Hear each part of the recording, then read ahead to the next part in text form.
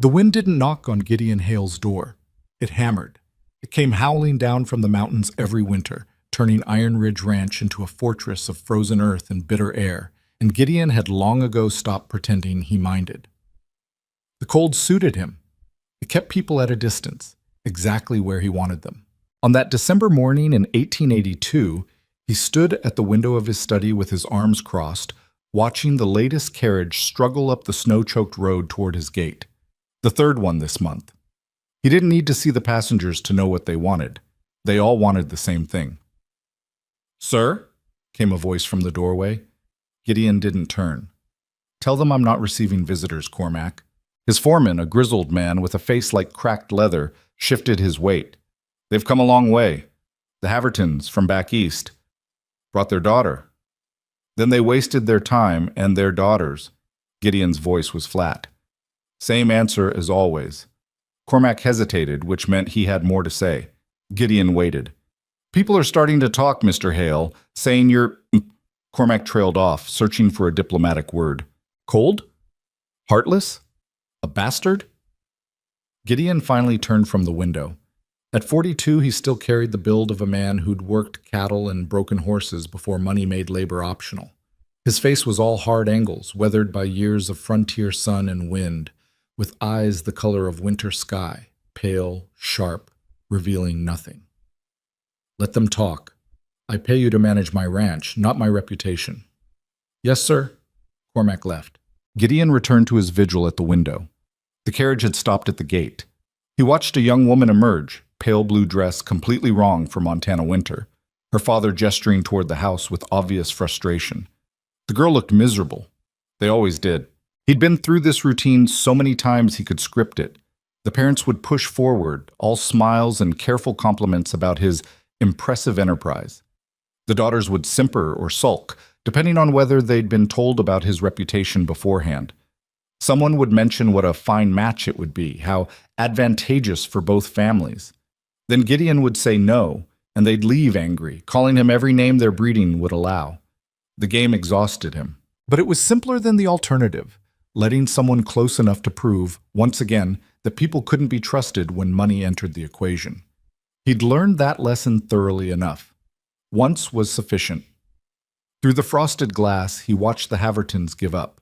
The carriage turned around, wheels cutting deep ruts in the snow. Another rejection for the collection. Gideon moved away from the window and sat behind his desk, surrounded by leather-bound ledgers and maps of his property. 2,000 acres. 500 head of cattle.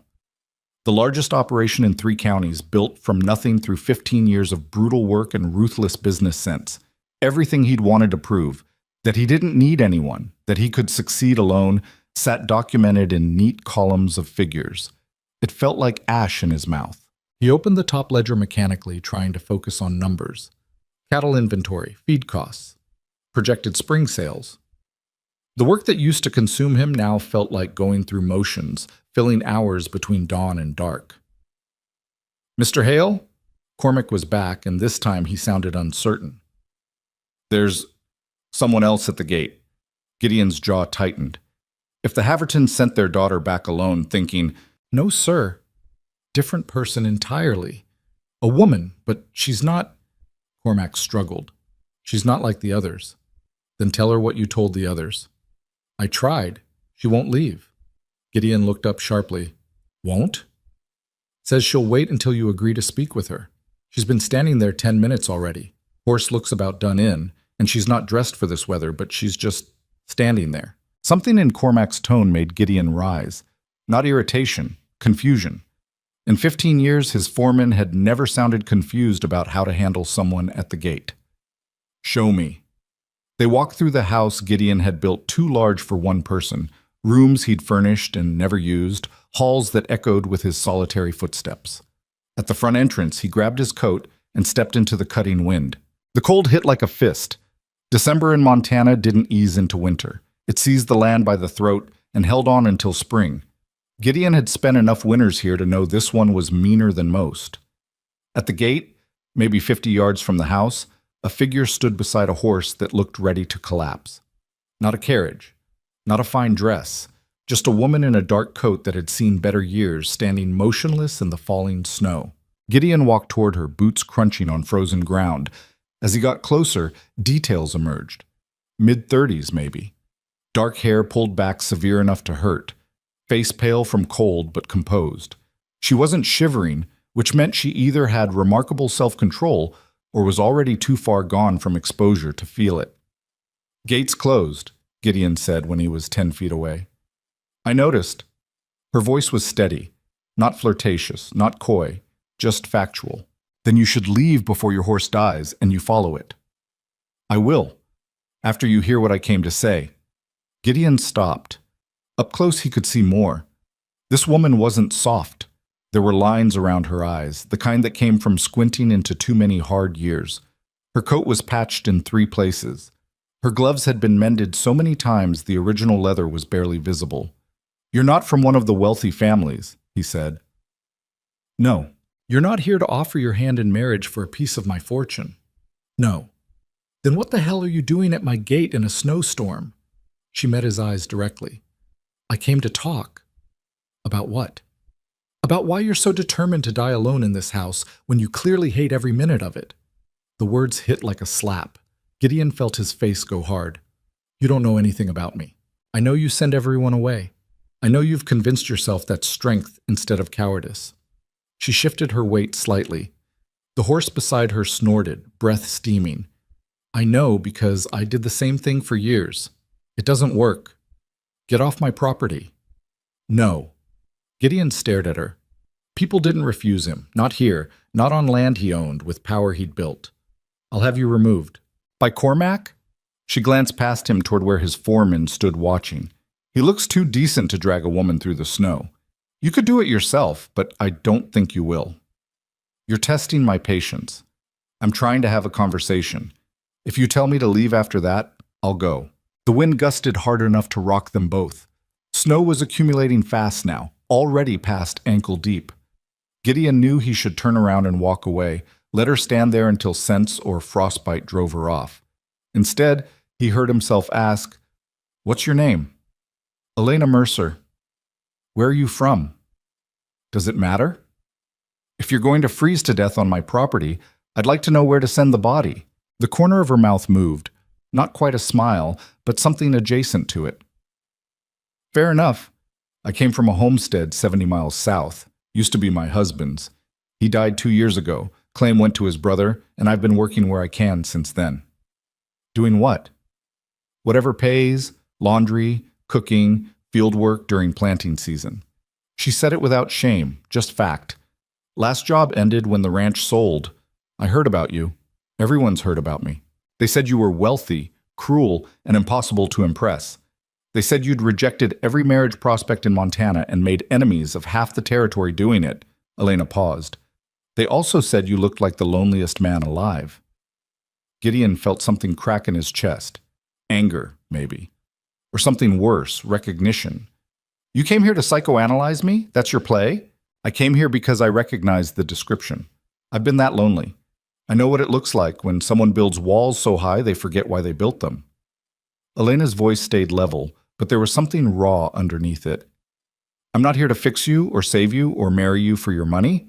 I'm here because I thought maybe if I could talk to someone who understood what it's like to stop believing in anything good, I'd feel less crazy." The honest simplicity of it stopped him cold.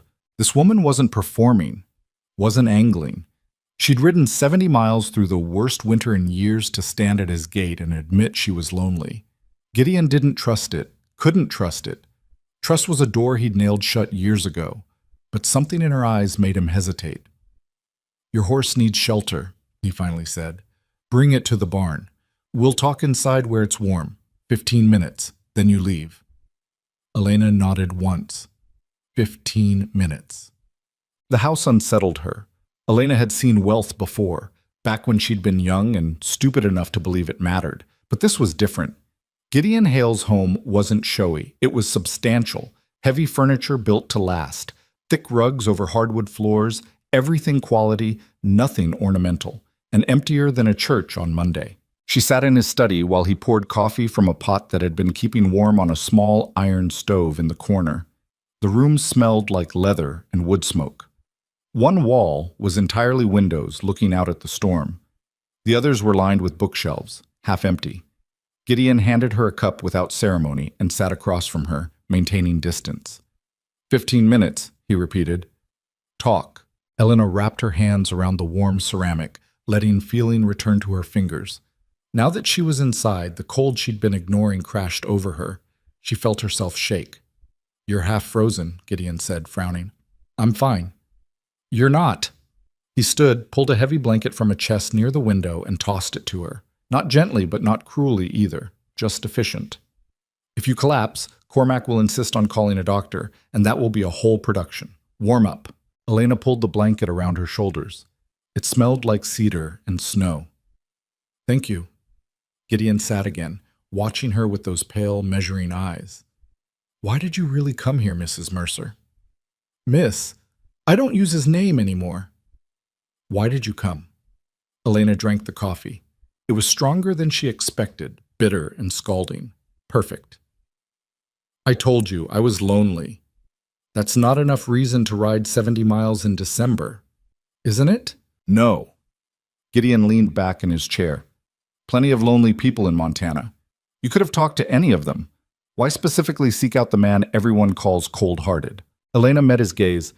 Because the people who aren't lonely don't understand. They tell you to try harder, smile more, get over it. They think loneliness is a choice, something you can fix by just deciding to be different. She paused. I needed to talk to someone who knew it's not that simple. Someone who knew what it's like when people only see what they want from you, never what you are. Something shifted in Gideon's expression. Not softening exactly. He didn't seem like a man who softened, but a slight easing of the rigid control. How long were you married? He asked. 7 years. That's a long time. Long enough to learn I'd made a terrible mistake. Elena's voice stayed level, but her hands tightened on the cup. Daniel was the kind of man who seemed good until you belonged to him. Then all the charm disappeared. I spent 7 years trying to be small enough that he wouldn't notice me, quiet enough that he wouldn't get angry. It didn't work. He noticed everything, and he was always angry. He hit you. It wasn't a question. Elena wondered what her face showed that made it obvious. Yes. Why didn't you leave? Where would I go? Montana's not kind to women alone. I had no money, no family. The law doesn't care much about a man disciplining his wife. She said the word disciplining like it tasted rotten. So I stayed. I survived. And when he died, kicked by a horse while drunk, I pretended to mourn long enough to be decent, then left the first chance I got. Gideon was quiet for a long moment. Then, you think I'll understand that because I'm cruel? No, I think you'll understand because you're not. Elena set down her cup. Cruel men enjoy other people's pain. You don't enjoy anything. You're just trying to control the only thing you think you can. Who gets close enough to hurt you? The words landed in the space between them like stones. You've known me 15 minutes, Gideon said coldly. You don't know a damn thing about what I am. You're right, I don't. Elena didn't look away. But I know what I saw at that gate. A man who could have had Cormac drag me off or ignored me entirely. Instead, you came yourself. You brought me inside. You gave me a blanket when I was shaking. She paused. You're not as heartless as you want people to believe. Maybe I'm just too tired to fight today. Maybe. Or maybe you're exactly as lonely as everyone says, and you hate it as much as I do. Gideon stood abruptly. Your 15 minutes are up. Elena didn't move. Do you want me to leave? Yes. That's not what I asked. I asked if you want me to leave. The question hung in the air between them. Outside, the wind rattled the windows. The fire in the stove crackled. Somewhere in the house, a clock ticked. Gideon stood with his back to her, staring out at the storm. Elena waited. She'd learned patience the hard way, through years of reading moods and measuring silences. She could wait a little longer. Finally, he turned. What do you want from me, Elena? The use of her first name felt significant, though she couldn't say why. Nothing you're not willing to give, she said quietly. I just wanted to have one honest conversation with someone who might understand, that's all. And then what? Then I leave. I'll find work somewhere else. Keep moving. Same as I've been doing. In this storm, I've ridden through worse. That's not an answer to what I asked. Elena frowned. What did you ask? If you leave today, where will you go? Tonight, specifically. She hadn't thought that far ahead. There's a town about 20 miles west. I'll try there. You won't make it before dark. Not in this weather? Not with your horse already exhausted. Gideon's voice was matter-of-fact. No emotion behind it. You'll freeze. I'll manage. No, you won't. He crossed his arms. Stay tonight. Leave in the morning when the storm breaks. Elena stared at him. Why would you offer that? Because I'm not a monster, whatever people say. And because I'm not going to have your death on my conscience. He said it like the decision irritated him. There are guest rooms on the second floor. Pick one. Cormac's wife can bring you supper. You leave at first light. It was the most reluctant act of kindness Elena had ever received. Thank you, she said. Gideon nodded once, curtly, and walked out. D. Elena didn't see him again that evening. Cormac's wife, a sturdy woman named Margaret, who looked like she could wrestle a steer and win, showed her to a room upstairs, brought her hot stew and bread, and asked no questions. The room was simple but clean. A bed with a thick quilt, a dresser, a window looking out at endless white. Elena ate slowly, savoring food she hadn't had to cook herself. Then she stood at the window, watching snow fall into darkness. She'd told Gideon the truth, mostly. She had been lonely, desperately, achingly lonely, in the way that comes from being surrounded by people who treat you like furniture, present, functional, but not quite human.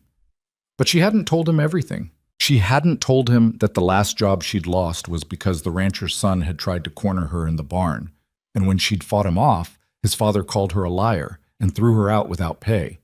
She hadn't told him that she'd spent the last of her money on the horse, gambling everything on this desperate ride north, because she'd heard about a man who turned everyone away and thought maybe, someone that determined to be alone might understand what it was like to have no safe place to rest. She'd come here with no plan except to stop running for a few minutes. She hadn't expected Gideon Hale to be anything more than his reputation. Cold, harsh, unreachable. But then he'd looked at her with those winter sky eyes and asked questions like he actually wanted to hear the answers.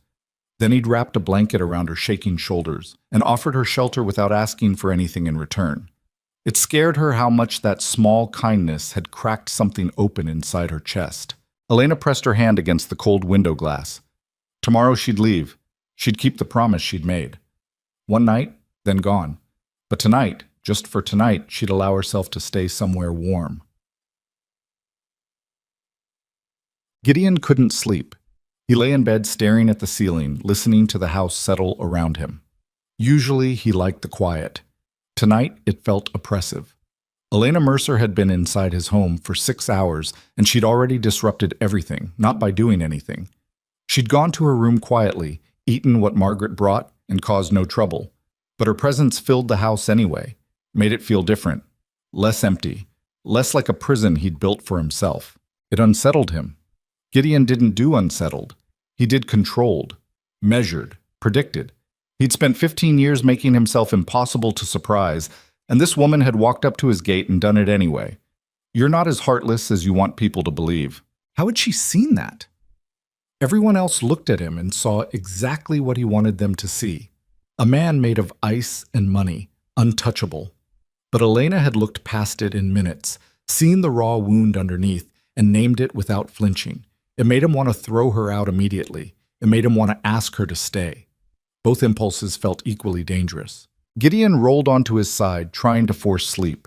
Tomorrow she'd leave, and everything would return to normal. He'd go back to running his ranch, turning away hopeful families, living in this house alone. The routine that had sustained him for years. The thought felt heavier than it should. He closed his eyes and tried not to think about the woman sleeping 2 doors down, or the way she'd stood in the snow refusing to leave, or the raw honesty in her voice when she'd admitted why she'd come, tried, and failed.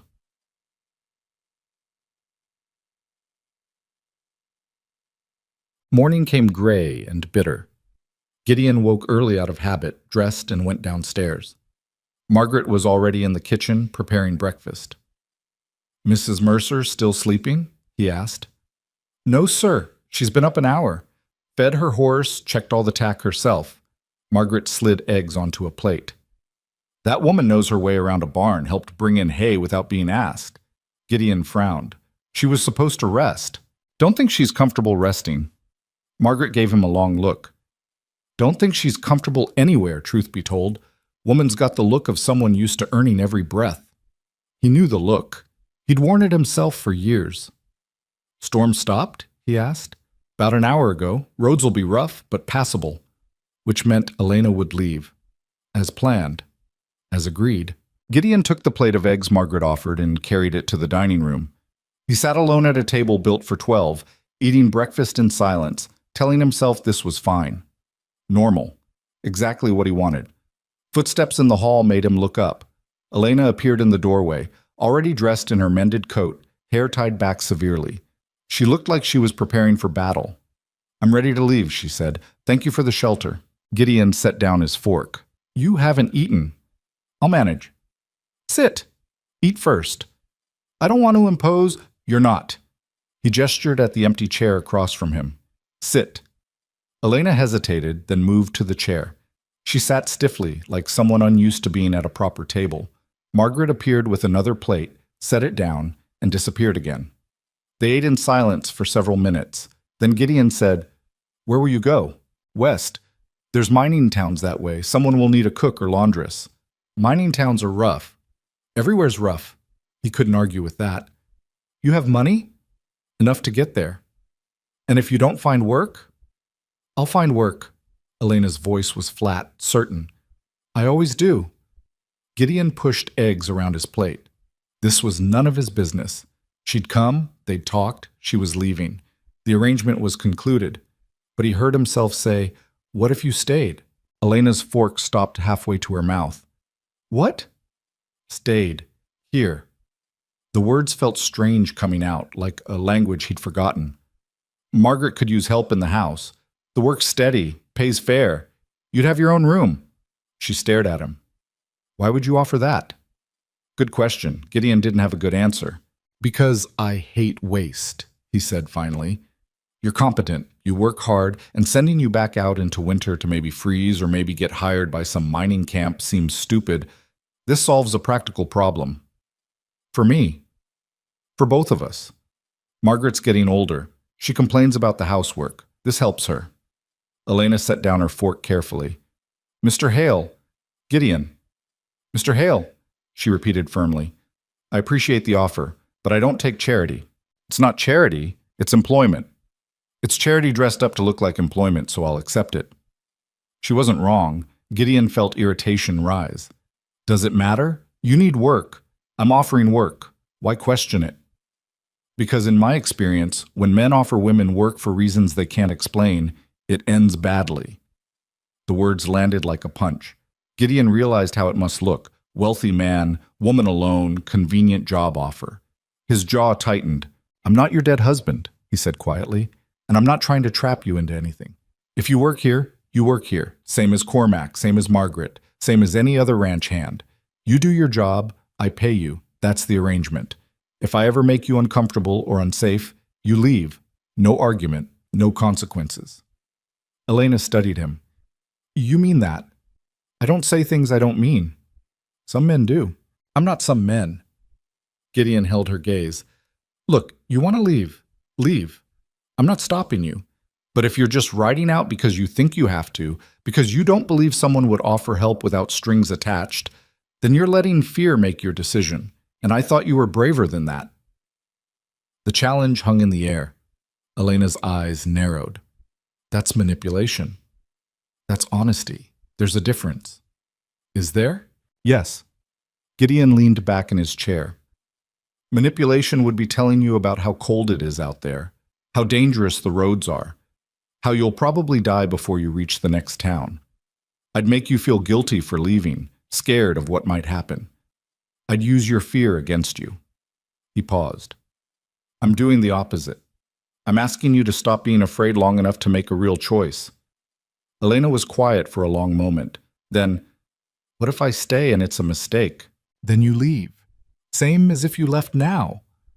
It's not the same. If I leave now, I'm just moving on. If I stay and then leave, I'm running away again. There's a difference. Gideon understood that difference better than he wanted to admit.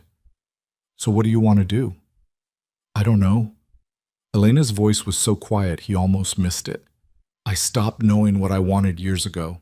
I only know what I'm afraid of. What are you afraid of? She looked at him directly. That if I stay, I'll start hoping again. And hope is dangerous. The raw vulnerability in those words hit him square in the chest, because he understood. He'd stopped hoping too, years ago, and the absence of it had felt like safety. Maybe, Gideon said slowly, we're both too damn scared of the wrong things. Elena blinked. What do you mean? I mean, you're afraid of hope, and I'm afraid of people, and we're both so busy protecting ourselves from getting hurt that we've forgotten how to live. He stood up, suddenly restless. Stay or go, Elena, but make the choice based on what you want, not what you're afraid of. He walked out before she could respond. Elena found him an hour later in the barn, checking on the horses. She'd spent that hour thinking, pacing her room, looking out at the white expanse of Montana winter, weighing fear against possibility. I'll stay, she said from the doorway. 3 months, trial period. If it's not working, I leave. No hard feelings. Gideon turned from the stall he'd been examining, snow from his coat scattered on the barn floor. 3 months. Agreed. And I pay my own way. Room and board comes out of my wages. That's stupid. Room and board is part of the wages. Then I'll do extra work to earn it. Gideon sighed. You're the most stubborn woman I've ever met. I've had to be. Elena stepped further into the barn. One more condition. There's more? If you start treating me like you treated those families who came courting, cold, dismissive, like I'm wasting your time, I leave immediately. I won't stay where I'm not wanted. Fair. Gideon moved to the next stall. Condition from my side. If you start treating this like anything other than employment, if you start trying to fix me or save me or whatever you think needs doing, you leave. I don't need saving. I wasn't planning to offer. Good. They stood there in the dim barn, two damaged people negotiating the terms of proximity. So we're agreed? Elena asked. We're agreed. Elena nodded, then, because she needed to hear it said plainly, Why are you really doing this, Gideon? He was quiet for so long she thought he wouldn't answer. Then, because when you said you came here to talk to someone who'd understand loneliness, I realized I hadn't had an honest conversation with another person in 15 years. And I didn't realize how much I missed it until you showed up at my gate and refused to leave. He looked at her. Maybe that makes me selfish. I don't know, but I'm tired of being alone in a house full of empty rooms. The confession hung between them, raw and undefended. I understand, Elena said quietly. Do you? Yes. She moved closer. I'm tired too. Tired of running, tired of being afraid, tired of small rooms in cheap boarding houses where nobody knows my name. I want... She trailed off, trying to find words. I want to stop for a while. Just stop. Gideon nodded slowly. Then stop here. 3 months. We'll see what happens. 3 months, that Elena echoed. They shook hands on it there in the barn, a formal agreement between two people who'd forgotten how to be informal with anyone. Her hand was rough from work, his from years of ranch labor. They held the grip a moment longer than necessary, then released. I should find Margaret, Elena said. Figure out what work needs doing. She'll put you through your paces. Margaret doesn't go easy on anyone. Good. I don't want easy. Gideon almost smiled. Not quite, but close. You're going to fit in here just fine. Elena left him in the barn, walking back toward the house through melting snow. The storm had passed. The sky was still gray, but lighter. Spring felt impossibly distant, but for the first time in months, Elena let herself think it might actually come. Behind her, Gideon stood in the barn doorway watching her go, telling himself this was a practical decision, nothing more. Help for Margaret. Another hand around the ranch. Simple employment. He was lying to himself and he knew it. But for now, the lie felt safer than the truth. The first day Elena Mercer stayed at Iron Ridge Ranch, Nothing dramatic happened. She worked. He worked. The sun set. They ate dinner at opposite ends of the long table, said goodnight, and went to separate rooms. But something had shifted, a hairline crack in the frozen surface of Gideon Hale's carefully controlled world. And in Montana winter, the smallest crack could change everything. The first week passed in a rhythm of careful distance. Elena woke before dawn, helped Margaret with breakfast, cleaned rooms that barely needed cleaning, and kept herself busy enough that she didn't have time to question her decision. Gideon ran his ranch with the same cold efficiency he always had. Up early, out late, conversation minimal. They existed in the same house like planets in separate orbits, aware of each other but never touching. It was exactly what they'd agreed to, nothing more. But the ranch hands noticed. Elena felt their eyes on her whenever she crossed the yard, heard the conversations that stopped when she approached. The looks weren't hostile exactly, just curious, assessing. She'd been through enough jobs to recognize the questions they weren't asking. Who was she? Why was she here? What did the boss see in a woman who showed up out of nowhere? She ignored it. She'd survived worse than gossip. On the 8th morning, she was hauling water from the well when one of the younger ranch hands, a kid named Thomas with more enthusiasm than sense, approached her. "Need help with that, Miss Elena?" "I've got it." "Must be heavy." "I said I've got it." She didn't snap, but her voice had an edge that made him step back. Thomas raised his hands. "Just trying to be friendly." "I don't need friendly. I need to work." She walked past him toward the kitchen, aware of his confusion trailing behind her. She felt bad for half a second, then reminded herself that friendly in her experience usually meant something else, and she'd learned to cut it off before it started. Margaret was at the stove when Elena came in. The older woman took one look at her face and shook her head. "You bit Thomas's head off." "He was in my way." "He was being polite." "He was testing boundaries." Elena set the water bucket down harder than necessary. "I've seen how this goes. First, it's help with water, then it's walking me back from the barn. Then it's a hand somewhere it shouldn't be, and everyone saying I let him on." Margaret turned fully from the stove. "That happened at your last job?" "Every job?" Elena grabbed a rag and started wiping down the already clean counter. "So I learned to shut it down early. Thomas isn't like that." "You don't know that." "I do. Been here 5 years, kid's harmless. Probably reminded of his sister back home, who he misses." Margaret's voice softened. "Not every man's your husband, Elena." The words hit harder than they should have. Elena stopped wiping. "I know that," she said quietly. "Do you?" Elena didn't answer, because the truth was, she didn't know. Not really. She'd spent 7 years learning that kindness could turn to cruelty in a heartbeat, and 2 years since then learning that trust was expensive. Unlearning those lessons wasn't as simple as deciding to. "I'll apologize to him," she said finally. Margaret nodded. "Good. Now go help Cormac in the barn. He's sorting tack and his back's acting up." Elena found Cormac exactly where Margaret said, moving slower than usual through piles of leather and metal. He looked up when she entered. "Margaret send you?" "Said you needed help." "Margaret worries too much." But he didn't refuse when Elena started sorting through bridles, checking each one for wear. They worked in silence for several minutes before Cormac said, "You settling in all right?" "Fine." "Ranch hands giving you trouble?" "No." "But?" Elena glanced at him. Cormac had the kind of face that made lying seem pointless. "I'm not used to people being decent without wanting something back. That's a hard way to live.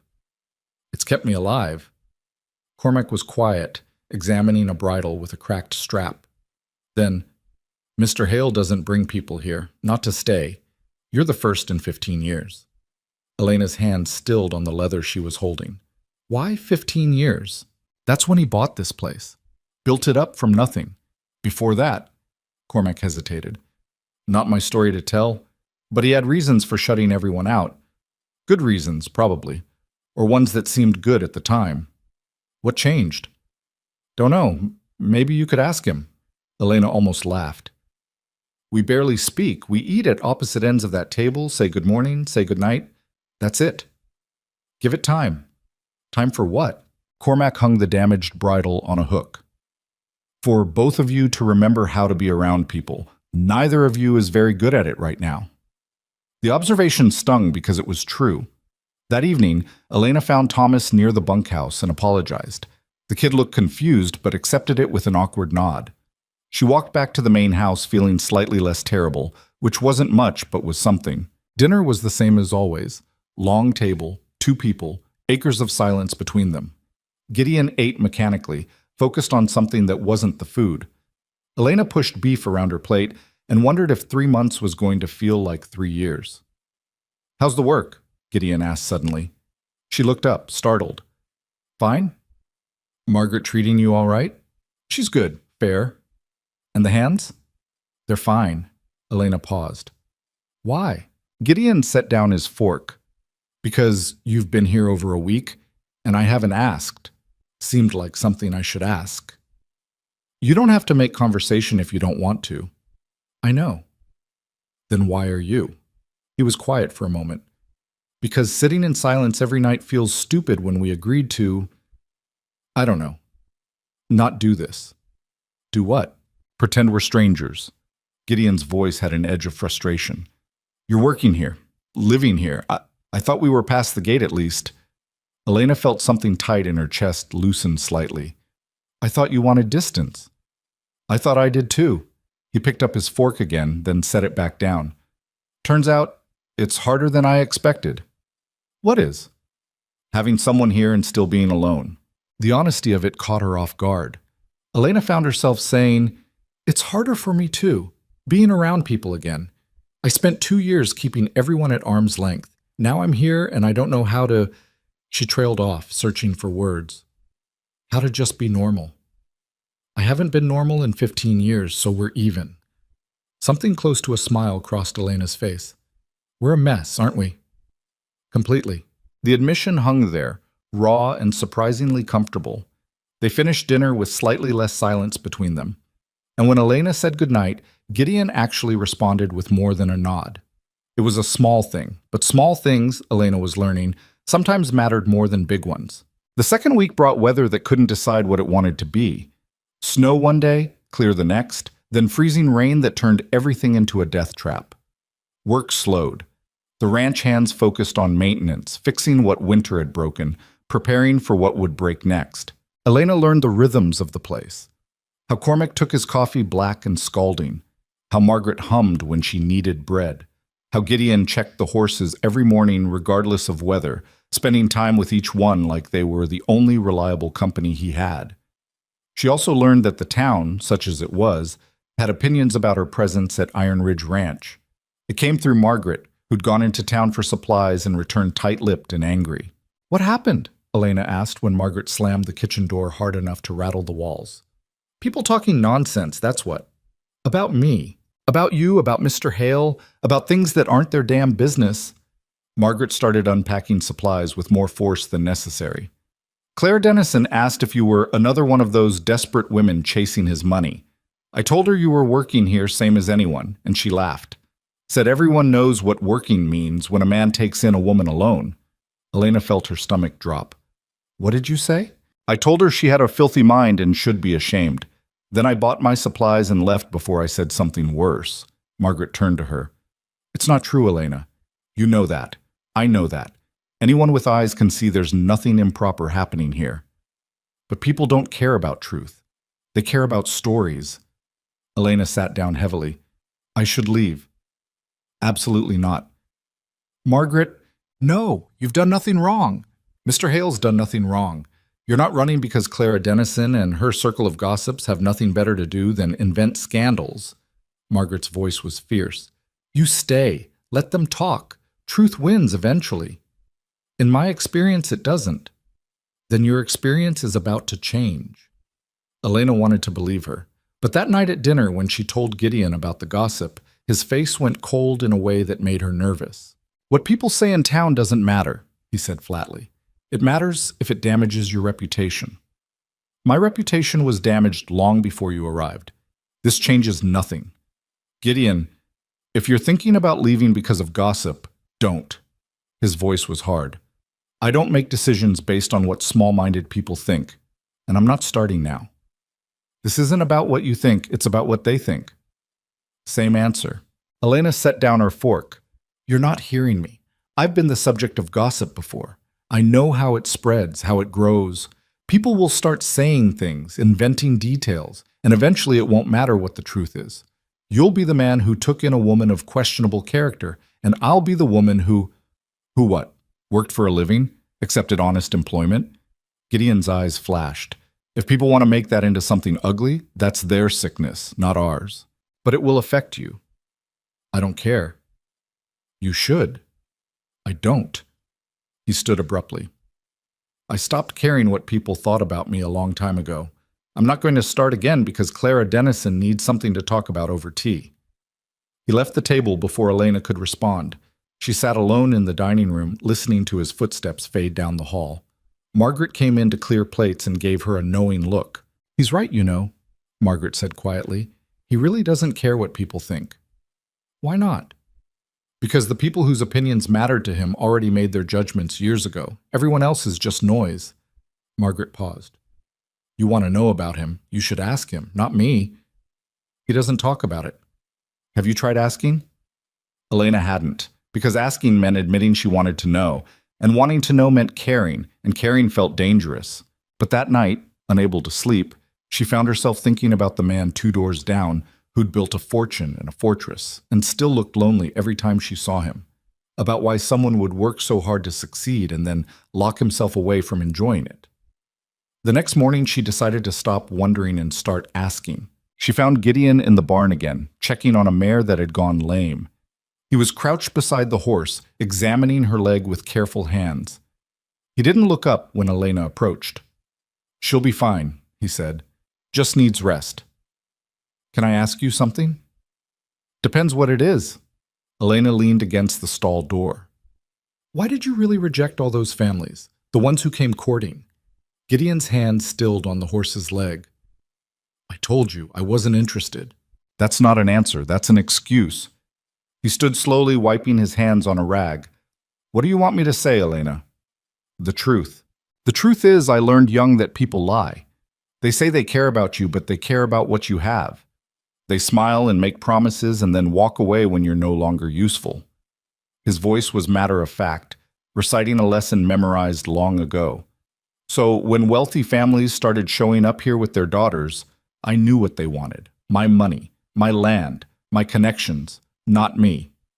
How do you know? You never gave any of them a chance. I didn't need to. I've seen that particular play before. I knew how it ended. Elena crossed her arms. That sounds like fear pretending to be wisdom. Gideon's jaw tightened. You don't know what you're talking about. Don't I? You're so convinced everyone wants something from you that you never let anyone get close enough to prove you wrong. That's not protection, Gideon. That's prison. I'm not having this conversation. Why not? Because it's none of your business. He moved past her toward the barn door. You made it my business when you asked me to stay, Elena said to his back. When you said you were tired of being alone. You can't have it both ways, wanting company, but refusing to let anyone actually know you. Gideon stopped in the doorway. For a long moment he stood there, silhouetted against white sky. Then he turned. When I was 27, I met a woman, Catherine. She was smart, beautiful, everything I thought I wanted. We courted for 6 months. I proposed. She accepted. His voice was completely flat, like he was reading someone else's story. A week before the wedding, I found out her father's business was bankrupt. The whole courtship had been arranged. She was marrying me to save her family from ruin. When I confronted her, she didn't even bother lying. Just said I should be grateful. At least I'd get a beautiful wife out of it. Elena felt something twist in her chest. Gideon, I called off the wedding, became the villain who broke a young woman's heart and ruined her reputation. Her family spread rumors, said I dishonored her. Other families took sides. By the time the dust settled, I'd learned a very clear lesson about what people value. He looked at her directly. So yes, I rejected every family that came here, because I knew what they wanted, and I wasn't going to go through that again. The silence that followed felt heavy. I'm sorry that happened to you, Elena said quietly. That's terrible, but Gideon, that was 15 years ago. You've let one woman's betrayal define every relationship since. It wasn't just her, it was everyone, her family, her friends, the whole community. They all knew. They all helped her lie. And when the truth came out, none of them cared. They cared about money and reputation and keeping their social standing intact. His voice went harder. So forgive me if I don't trust people's intentions. I understand that. I do. But at some point you have to decide, are you going to let what happened control the rest of your life, or are you going to try again? Why? So I can get hurt again? Maybe. Or maybe you'll find something real. Elena moved closer. You think you're the only one who got betrayed? My husband told me he loved me while he was breaking my ribs. I spent 7 years learning that the person who's supposed to protect you can be the most dangerous person in your life. So I get it, Gideon. I understand being afraid to trust, but I'm trying anyway. Because the alternative is living like this. She gestured around them, surrounded by walls and calling it safety. Gideon stared at her. You're trying. Why do you think I'm still here? I could have left a dozen times, but I'm staying because for the first time in years, I'm somewhere that doesn't feel like I have to earn every breath. And that's terrifying, but it's also... She searched for the word. It's also possible, and I forgot what possible felt like. Something shifted in his expression, not softening, but a crack in the armor. What if I don't know how? How to what? Try. Trust. Any of it. What if I've forgotten? Then we'll figure it out together. Elena held his gaze. You asked me once what I wanted. I want the same thing you do, to stop being so afraid all the time. Maybe we can help each other with that. Gideon was quiet for so long she thought he'd refuse. Then, no promises. I'm not asking for promises, just honesty. I can do that. Then start with this. Do you want me to stay? Not as an employee, as whatever this is. The question hung between them, dangerous and necessary. Yes, Gideon said finally. I want you to stay. Why? Because you're the first person in 15 years who doesn't look at me and see a bank account. You see me. And that's... He stopped, searching for words. That's something I didn't know I needed until you showed up at my gate. Elena felt her chest tighten. I see you because you let me. You could have kept your walls up. You didn't. I tried. Didn't work. Good. They stood there in the barn. Two people who'd been alone so long they'd forgotten how to be anything else, trying to remember. It wasn't romantic. It wasn't smooth. It was awkward and uncertain and felt like standing on ice that might crack at any moment. But it was honest. And after years of lies and pretense, honesty felt revolutionary. The gossip got worse. By the third week, it had spread beyond Clara Dennison's tea circle. Ranch hands from neighboring properties started making comments when they passed Iron Ridge land. Someone in town, no one would say who, started a rumor that Gideon had paid Elena to stay. Another rumor claimed she was pregnant. A third insisted they were secretly married and hiding it to avoid scandal. None of it was true. All of it spread anyway. Elena tried to ignore it. Gideon insisted it didn't matter. But Margaret came back from town with tighter lips each time, and Cormac started making sure Elena was never alone when other ranch hands were around. The protection was kind but obvious, which made everything worse. Then Samuel Harding showed up. Harding owned the Triple Creek Ranch 20 miles south. He was wealthy, connected, and engaged to Catherine, the same Catherine who'd tried to marry Gideon 15 years ago. Margaret mentioned this after Harding's carriage pulled up to the house one afternoon in late February. What's he want? Elena asked, watching through the kitchen window as Gideon walked out to meet him. Nothing good? Margaret's face was grim. Those two have hated each other since Gideon called off the wedding. Harding married Catherine 6 months later, and he spent the last 15 years making sure everyone knows he got the prize Gideon threw away. That's petty. That's men with too much money and not enough sense. Elena watched the conversation in the yard. Even from a distance, she could see the tension. Harding gestured broadly, face animated. Gideon stood still, arms crossed, expression blank. Whatever was being said, it wasn't friendly. After 10 minutes, Harding got back in his carriage and left. Gideon stood in the yard for another minute, then turned and walked toward the barn instead of the house. Elena found him there an hour later working on fence repairs that didn't need working on. His movements were sharp, aggressive. She'd seen this before. Men working their anger out on physical tasks rather than admitting they were angry. What did Harding want? She asked. Nothing important. That's a lie. Gideon hammered a nail with more force than necessary. He came to deliver a message from town. Apparently there's concern about my situation. The upstanding families think I'm making a mistake keeping you here.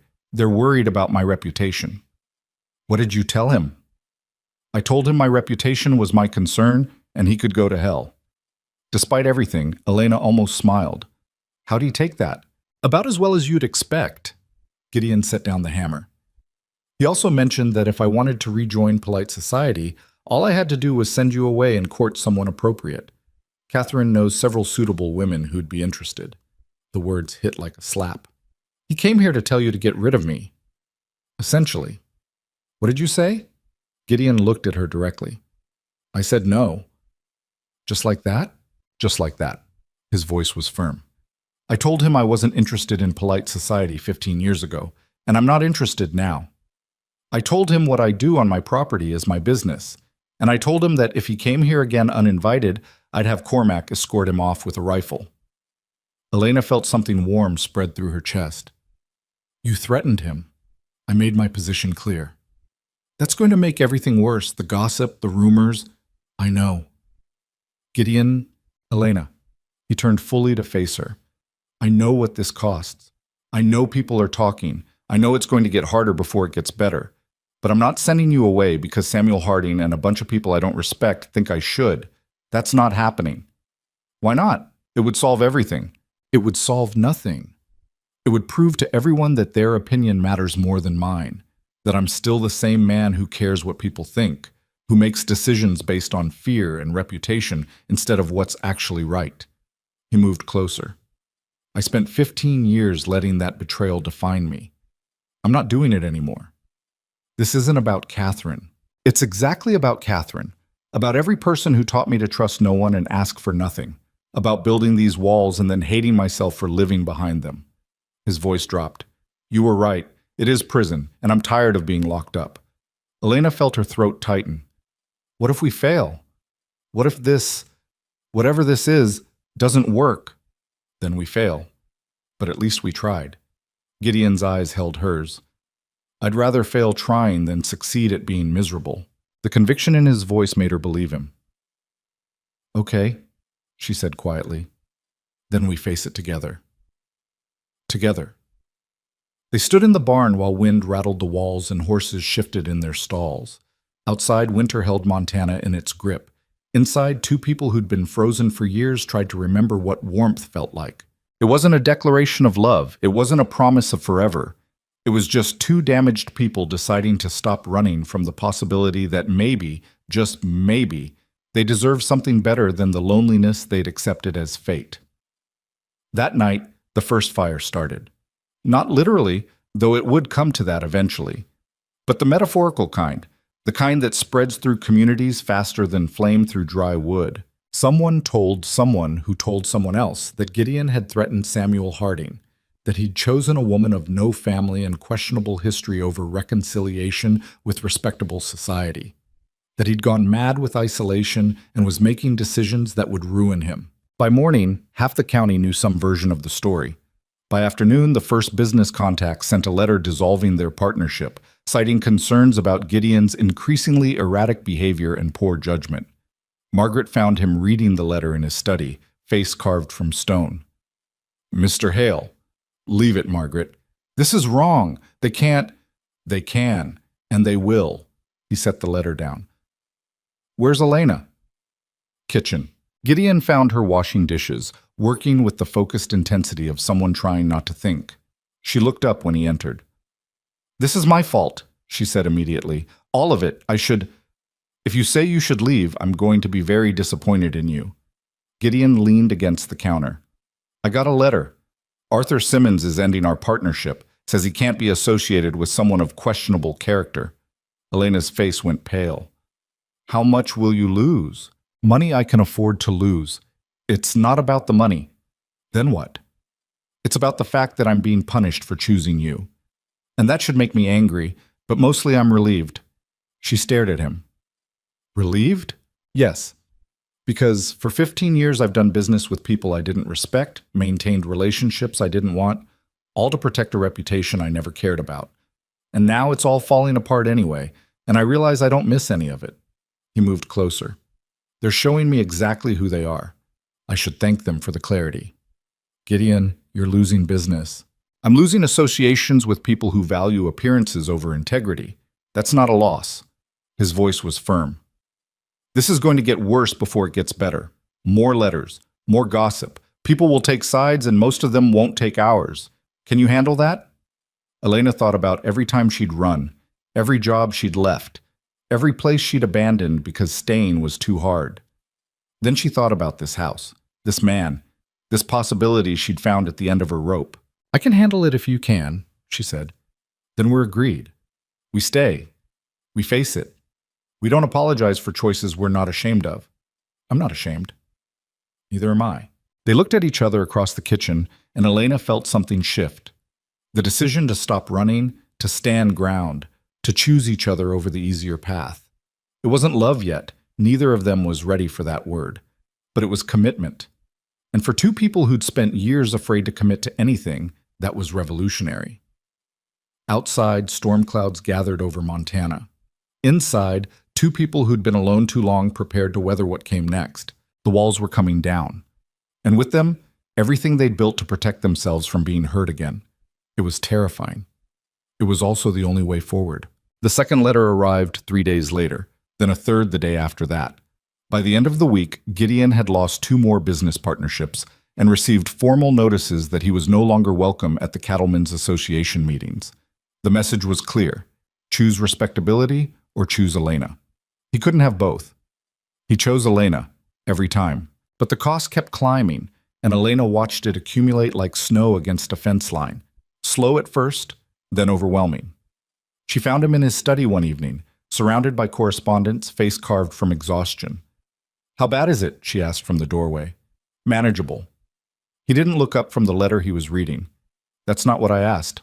Gideon set the paper down. 3 partnerships dissolved. 2 suppliers refusing to do business. The bank in town suddenly questioning my credit, which is ridiculous because I have more money than half the people questioning it. His voice was flat, reciting facts. And Samuel Harding sent another message. He's organizing a gathering in town. All the concerned citizens who think I need guidance. A gathering about you? About my choices. My reputation. My future. He picked up another letter, scanned it, tossed it aside. They're planning an intervention, essentially. Want me to appear and explain myself. Elena felt ice settle in her stomach. Are you going? No. Gideon. I said no. He stood, moving to the window. I'm not going to stand in front of people I don't respect and justify decisions they have no right to judge. They want me to apologize for you. I won't do it. Maybe you should. He turned sharply. What? Maybe you should go, face them. Tell them the truth instead of letting rumors fill the silence. Elena moved into the room. Because right now they're inventing their own version of events, and it's only getting worse. The truth won't matter to them. They've already decided what they believe. Some of them might listen, and the ones who don't, at least you'll know you tried. Gideon crossed his arms. You want me to defend you to people who've already convicted you? I want you to defend yourself. Defend the choice you made. Defend the idea that maybe, just maybe, you have the right to live your life without their approval. She held his gaze. You've spent 15 years hiding here. This is your chance to stop hiding. I'm not hiding. I'm protecting what's mine. By letting them control the narrative? By staying silent while they tear you apart? Elena shook her head. That's not protection, Gideon. That's surrender. The words hit him visibly. He turned back to the window, jaw tight. Outside, dusk was falling over frozen land. The ranch stretched out in all directions, his kingdom built on work and will and absolute control. But control was slipping. And maybe, Elena thought, that wasn't entirely a bad thing. If I go, Gideon said slowly, it won't go well. These people aren't interested in understanding. They're interested in being right. Probably, but you'll know you faced them instead of running. I don't run. Then prove it. The challenge hung in the air between them. Gideon stood silent for a long moment, then turned. If I do this, you're coming with me. Elena's breath caught. What? You heard me.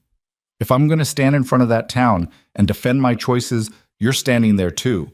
No hiding, no protection. We face them together or not at all. The prospect terrified her.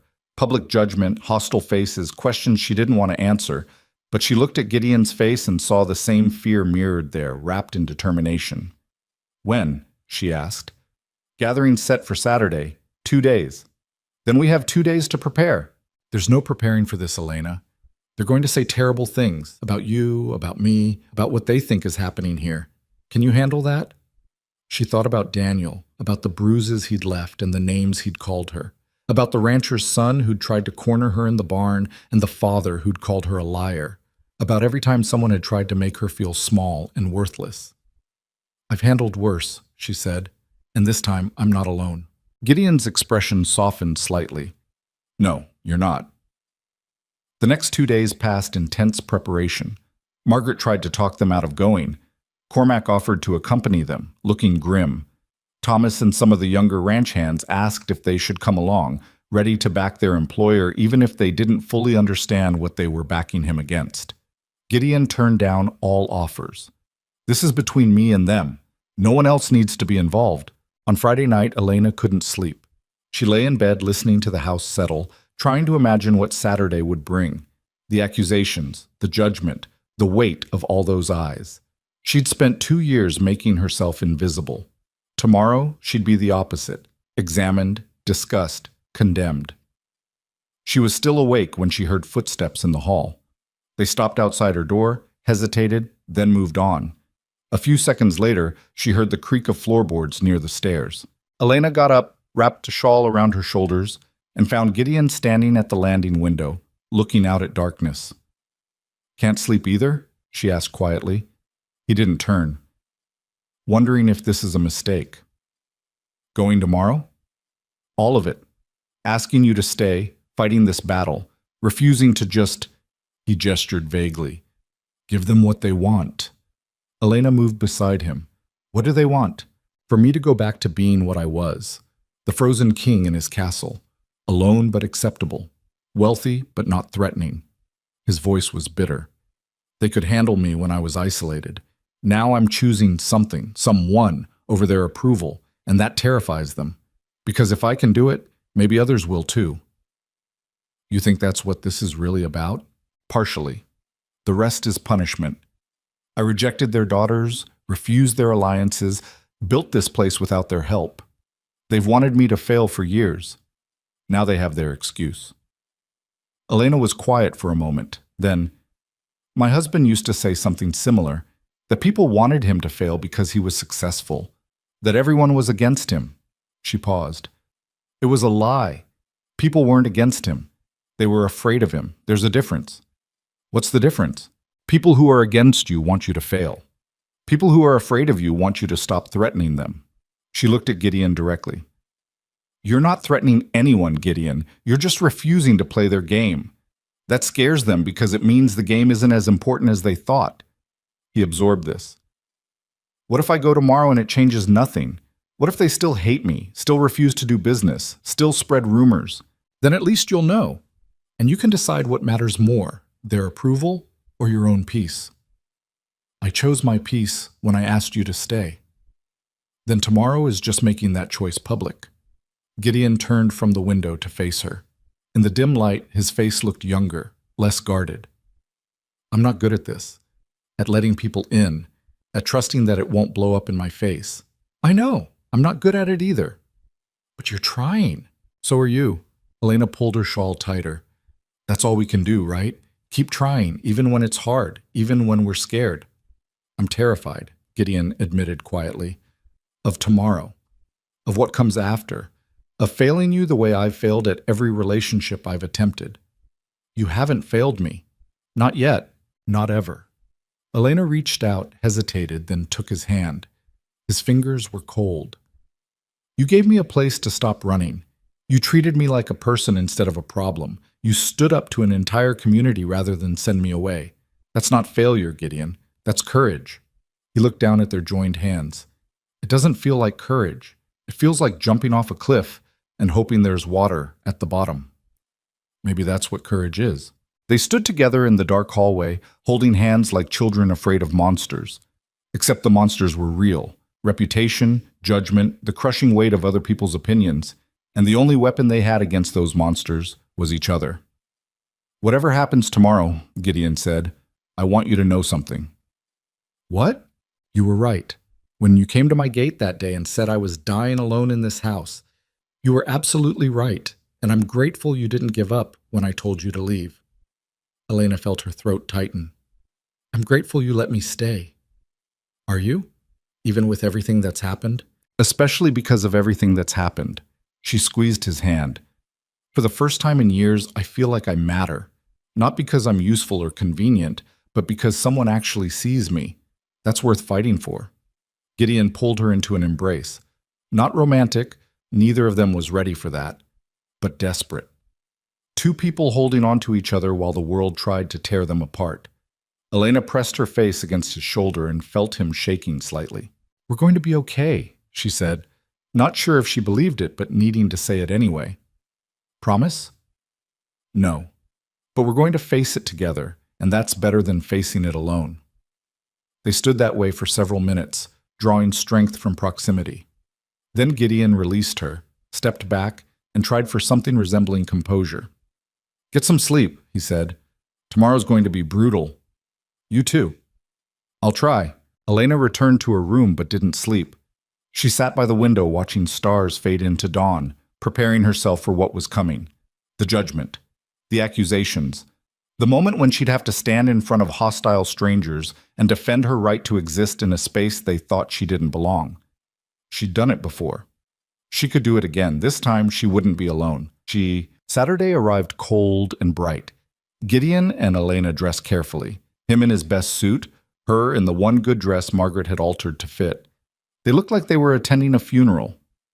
In a way, Elena supposed they were. The funeral of Gideon's old life, the one where he'd been isolated but safe. The gathering was scheduled for 2 o'clock at the town hall. They left Iron Ridge Ranch at noon, taking the carriage instead of horses. The drive took 90 minutes through snow-crusted landscape that looked brittle enough to shatter. Neither of them spoke much. There was nothing left to say that hadn't been said the night before.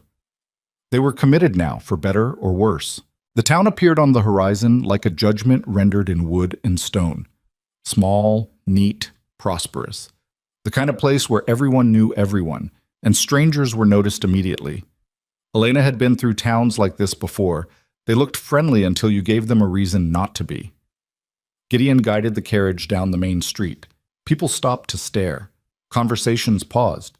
Elena felt the weight of their attention like physical pressure. "Ignore them," Gideon said quietly, trying. They reached the town hall just before 2. The building was larger than Elena expected. 2 stories of white-painted wood with windows that reflected winter sky. Carriages filled the area around it. Wealthy families come to witness the spectacle. Gideon helped Elena down from their carriage. His hand was steady on her elbow, but she could feel tension radiating from him. They walked toward the entrance together, and Elena had the strange sense of walking toward execution. The hall's main room was packed. Easily 100 people, maybe more, all turned to watch as Gideon and Elena entered. The silence was immediate and total. At the front of the room, Samuel Harding stood beside a woman Elena recognized from Margaret's descriptions, Catherine, Gideon's former fiancée. She was beautiful in a cold way, perfectly dressed, perfectly composed. Her eyes tracked Gideon and Elena with calculating interest. "Mr. Hale," Harding called out, voice carrying across the room. "How good of you to join us, and you've brought your guest." The pause before guest was deliberate, loaded with implication. Elena felt her spine stiffen. "Miss Mercer is here at my invitation," Gideon said clearly. "Same as I'm here at yours. Shall we begin?" Harding gestured to 2 chairs at the front. "Please sit. We have much to discuss." They walked forward through hostile silence. Elena kept her head up, refusing to show fear. Every eye in the room followed them. She recognized some faces. Clara Dennison, the woman who'd started the rumors. The bank manager who'd questioned Gideon's credit. Business owners, ranch proprietors, wealthy families. All of them here to judge. They sat. Harding remained standing, playing to the crowd. "Mr. Hale, we've gathered today out of concern," Harding began. "Concern for your well-being, your reputation, and your future in this community. Many of us have known you for years. We've watched you build your ranch, establish your success. We respect what you've accomplished." "That's kind of you to say," Gideon replied flatly. "Now, tell me what you really think." Harding's smile didn't reach his eyes. "Very well. We believe you're making a serious mistake. Your association with Miss Mercer has damaged your standing in the community. Business partners are withdrawing. Your reputation is suffering. People are questioning your judgment." "Let them question. But why? Why throw away everything you've built for," Harding gestured at Elena, "someone no one knows? Someone with no family, no connections, no background anyone can verify?" Elena felt heat rise in her face, but Gideon spoke before she could. "Because who Elena is matters more than who her family was. Because character isn't inherited, it's earned. And because I'm tired of people who measure worth by bloodlines and bank accounts." A murmur ran through the crowd. Catherine spoke for the first time, her voice honey smooth. "Gideon, we understand you've been lonely. Isolation does strange things to judgment, but surely you can see this woman is taking advantage of your vulnerability. She arrived out of nowhere, wormed her way into your home, and now..." "Now what?" Gideon interrupted. "Finish that sentence, Catherine." She faltered slightly. "Now she's isolating you from the people who care about you. The people who care about me weren't speaking to me until they had something to criticize. Where was this concern when I was alone? Where were all these caring friends when I spent 15 years in that house with no one?" His voice rose. "You didn't care then. You care now because I made a choice without asking your permission." "We care because we can see what you apparently cannot," Harding cut in. "This woman is using you. She saw wealth and opportunity and attached herself." "You don't know me," Elena said quietly. The room went silent. All eyes turned to her. She hadn't planned to speak, but rage was building in her chest and she couldn't contain it anymore. "You don't know anything about me," she continued, louder now. "You don't know where I came from or what I survived. You don't know that I came to Iron Ridge Ranch with nothing because I had nothing, and I stayed because for the first time in my life someone treated me like a human being instead of property." She stood facing the crowd. "You want to judge me? Fine. Judge me for being poor. Judge me for having no family name. Judge me for accepting honest work from a man who offered it. But don't pretend you know my intentions when you've never bothered to ask what they are." "Balm GLM Balmat." Catherine's expression hardened. "And what are your intentions, Miss Mercer? Are you planning to marry Mr. Hale and secure his fortune?" "I'm planning to work for my wages and sleep in a bed that doesn't have bugs in it and eat regular meals," Elena shot back. "If that seems mercenary to you, it says more about your privilege than my character." "How dare you? How dare I what? Tell the truth? Point out that all of you are so focused on money and status that you can't imagine someone wanting anything else." Elena's voice shook but held steady. "My husband beat me for 7 years. When he died, his family took everything and threw me out. I've worked every job no one else wanted, slept in rooms I couldn't afford, and gone hungry more times than I can count. So when Gideon Hale offered me fair wages and a safe place to sleep, yes, I took it, and I'm not ashamed of that." The silence following her words was absolute. Elena saw shock on many faces, discomfort on others. A few women looked down, unwilling to meet her eyes. Gideon stood beside her.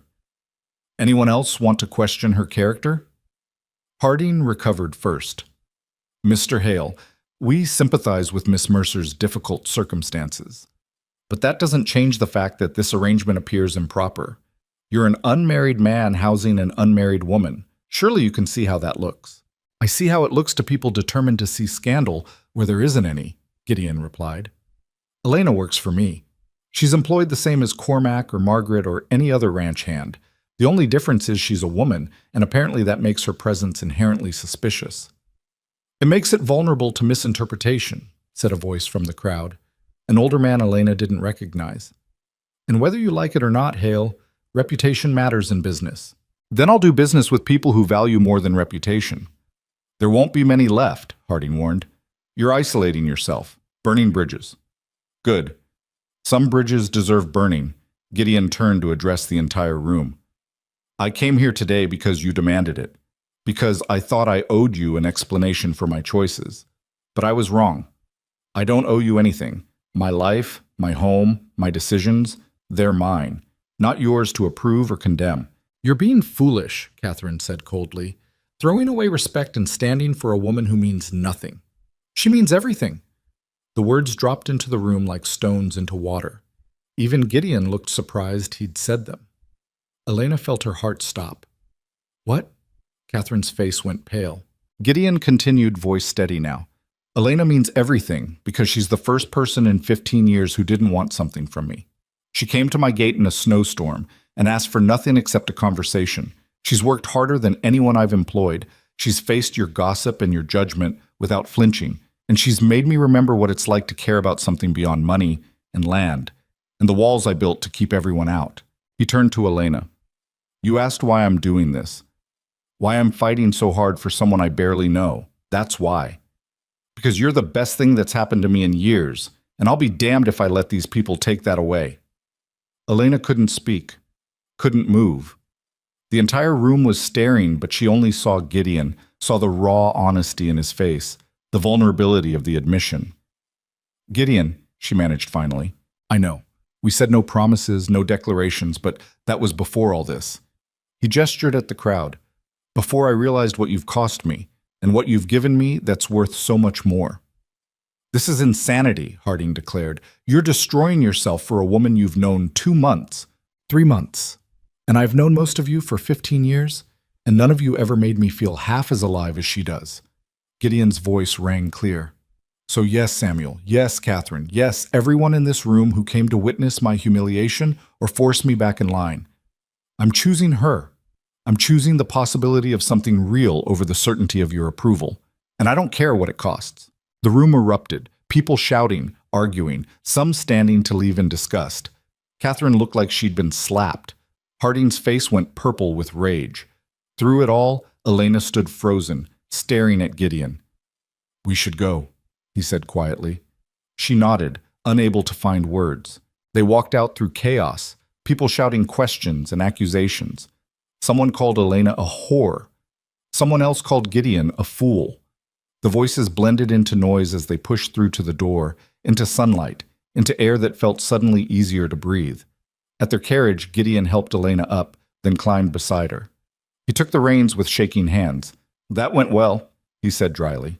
Elena started laughing. She couldn't help it. The absurdity of everything, the hostile crowd, the dramatic declarations, the utter disaster they'd just walked out of.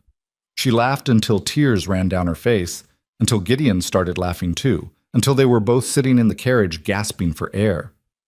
We're completely ruined, Elena managed between laughs. Thoroughly. No one will speak to us. Probably not. Your business is destroyed. Likely. And you just told 100 people I mean everything to you. Gideon's laughter faded. He looked at her seriously. I meant that. Elena's laughter died too. I know. Does it scare you? Terrifies me. Good, because it terrifies me too. He took her hand. But I meant every word. Whatever happens now, we face it together. Agreed? Elena looked at their joined hands, then at his face. Saw the fear there, and the determination, and something else she wasn't quite ready to name. Agreed, she said. They drove back to Iron Ridge Ranch in silence, leaving the town and its judgment behind.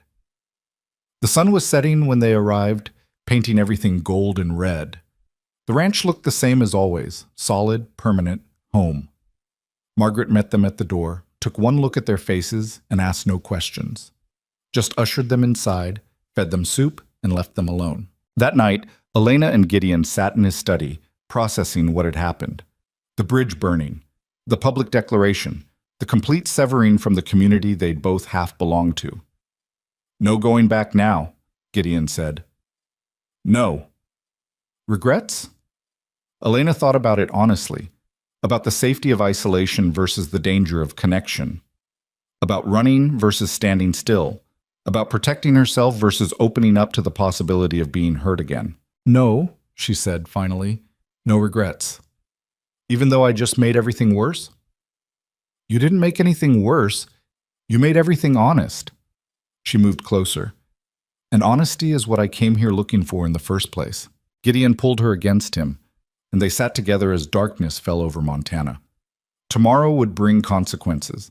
Lost business, continued gossip, the reality of having chosen each other over everything else.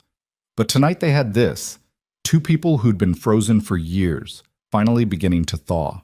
Outside, wind rattled the windows. Inside, the fire crackled warmth.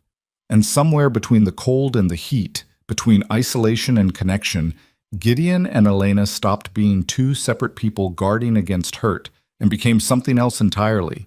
Something that looked, against all odds and expectations, like the beginning of love. The fallout came faster than either of them expected. By Monday morning, 3 more business contacts had sent letters dissolving their agreements. The bank manager, who'd been friendly for years, suddenly found reasons why certain transactions needed additional review. The general store in town sent word through a nervous delivery boy that they could no longer extend credit to Iron Ridge Ranch, cash only, and preferably sent with someone other than Mr. Hale or Miss Mercer. Gideon read each letter at his desk, face expressionless, then filed them away with the others. Elena watched from the doorway, anxiety building in her chest. "How bad?" she asked. "Getting worse." He closed the filing drawer. "But manageable. I have enough capital to weather this. The cattle are healthy. Spring sales will keep us solvent, even if half the territory refuses to deal with me." "That's not what I'm worried about." "Then what?" Elena came into the room. "I'm worried about you, about what this is costing you that can't be measured in money." Gideon leaned back in his chair. "You mean my reputation? My standing in the community I never wanted to be part of anyway? I mean the relationships you're burning, the doors that are closing, the life you built here that's being dismantled piece by piece." She sat across from him. "I need to know you're not going to wake up in 6 months and regret this. Regret me." The vulnerability in her voice made him look at her directly. "Elena, because if you're going to regret it, I need to know now, before I let myself believe this is real, before I—" She stopped, not ready to finish that sentence. "Before you what?" "Before I fall," she said quietly. "I'm trying so hard not to, Gideon, trying to protect myself the way I've always protected myself. But when you stood up in that town hall and said I meant everything, when you chose me over all of them, something inside me just—" She pressed a hand to her chest. "Something broke. Or opened. I don't know which." Gideon came around the desk and knelt in front of her chair. "Look at me." She did. His eyes were the same winter-pale blue they'd always been, but warmer somehow, less guarded. "I'm not going to regret you," he said firmly. "Not in 6 months. Not in 6 years. What I regret is waiting 15 years to let someone pass these walls.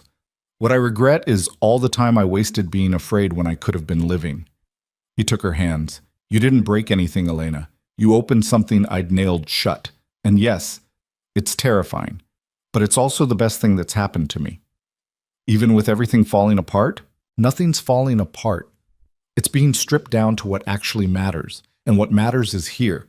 You, me, this ranch, the people who've stood by us. The rest is just noise." Elena wanted to believe him, but doubt was a hard habit to break. What if it gets worse? What if they come after the ranch itself? What if— "Then we'll deal with it." Gideon squeezed her hands. "Together. That's what we agreed to, remember? Whatever comes, we face it together." "I'm not used to together. I'm used to alone." "So am I. We'll figure it out." She searched his face, looking for cracks in the conviction. Found none. And maybe that was what finally let her start believing, not that everything would be fine, but that they'd face whatever came as a unit instead of 2 separate people weathering separate storms. "Okay," she said. "Together." He kissed her forehead, gentle and brief, then returned to his desk. It wasn't a romantic gesture. They were still too uncertain for romance, but it felt significant. A promise made physical. Margaret appeared in the doorway carrying fresh coffee. She looked between them, read something in the air, and smiled slightly. "Mail came," she said, setting the pot on Gideon's desk. "More letters. One from the railroad company." Gideon tensed. The railroad contract was one of his largest remaining business relationships. If that fell through— He opened the letter, read it quickly, and his expression darkened. They're terminating the contract, he said flatly, citing concerns about my ability to fulfill obligations given my current circumstances. He tossed the letter aside. That's Mitchell's doing. He's on their board. Probably pushed this through as a favor to Harding. Can they do that? Elena asked. They can do whatever they want. Contracts have clauses for termination. They're exercising one. Gideon's jaw tightened. That was 30% of my spring income. Margaret made a noise of disgust. Bunch of cowards. Can't handle a man making his own choices. They can handle it fine, they just don't want to. Gideon stood, restless energy filling him. They want me to come crawling back, apologize, send Elena away, prove I've learned my lesson.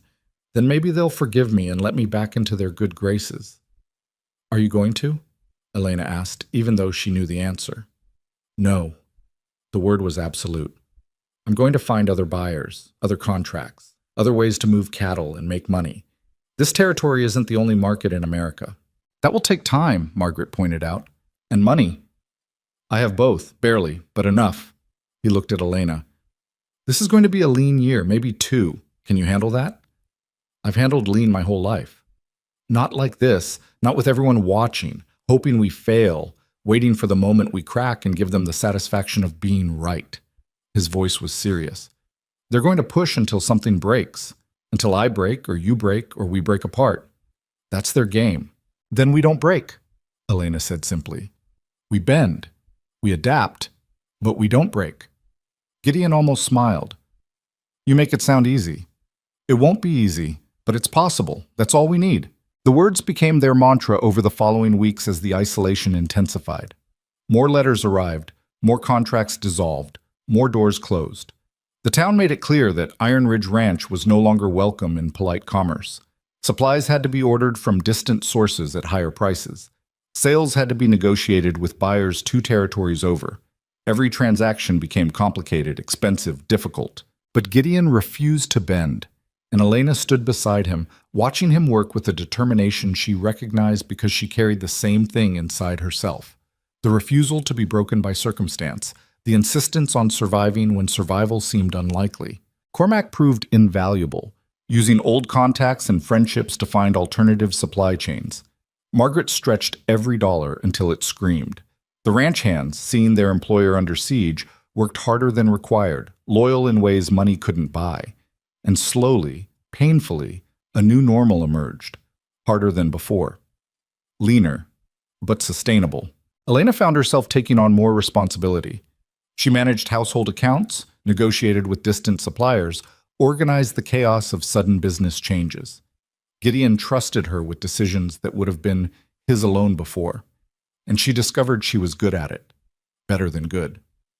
Years of surviving on scraps had taught her how to stretch resources and find value where others saw nothing. One evening in late March, she was working on accounts in the study when Gideon came in from a day spent mending fences in bitter wind. He looked exhausted, face raw from cold, hands stiff with chill. Coffee? She offered. Please. She poured from the pot Margaret kept perpetually warm and watched him wrap his hands around the cup, trying to thaw. He'd been working harder than anyone, pushing himself to prove something. To whom, Elena wasn't sure. Himself, maybe. Or the people who thought he'd crumble. Accounts balance? He asked. Barely, but yes. She showed him the ledger. If spring sales go well, we'll make it through summer with enough reserve for winter preparation. If they don't, they will. Gideon, you can't know that. I can hope it. That's enough for now. He set down his cup. Elena, I need to tell you something. The seriousness in his voice made her nervous. What? I've been lying to you, not about important things, but about how I'm handling this. He gestured vaguely at everything, the ranch, the isolation, the struggle. I keep saying it's fine, that I expected it, that nothing they do can touch me. But the truth is, I'm scared. Not of failing financially. I can survive that. I'm scared of failing you. Elena set down her pen. How could you fail me? By dragging you into this mess. By making your life harder instead of better. By being so determined to prove I don't need anyone's approval that I forget to ask if you're okay with the cost. He looked at her directly. Are you okay with this? She considered the question honestly. Life at Iron Ridge Ranch was harder now than it had been 2 months ago. The work was more demanding, the future less certain, the weight of outside judgment constant. But she also had regular meals, a warm bed, and something she'd never had before. Someone who asked if she was okay and actually waited for the answer. "I'm okay," she said. Not because it's easy, but because it matters. This place matters. You matter. And I'd rather struggle here than have an easy life somewhere that feels empty. "You're sure?" "I'm sure." She moved around the desk to stand in front of him. "Gideon, I spent 7 years with a man who never once asked what I wanted, who never cared if I was okay or scared or hurting. You ask me every day. You check. You care. That means more than money or reputation or anything else they're trying to take from us." He pulled her down onto his lap, wrapped his arms around her, and held on like she was the only solid thing in a world turning liquid. Elena felt his heart beating against her back, fast and hard. "I don't know what I'm doing," he admitted quietly. "With you, with this, with any of it. I've been alone so long I've forgotten how to be anything else."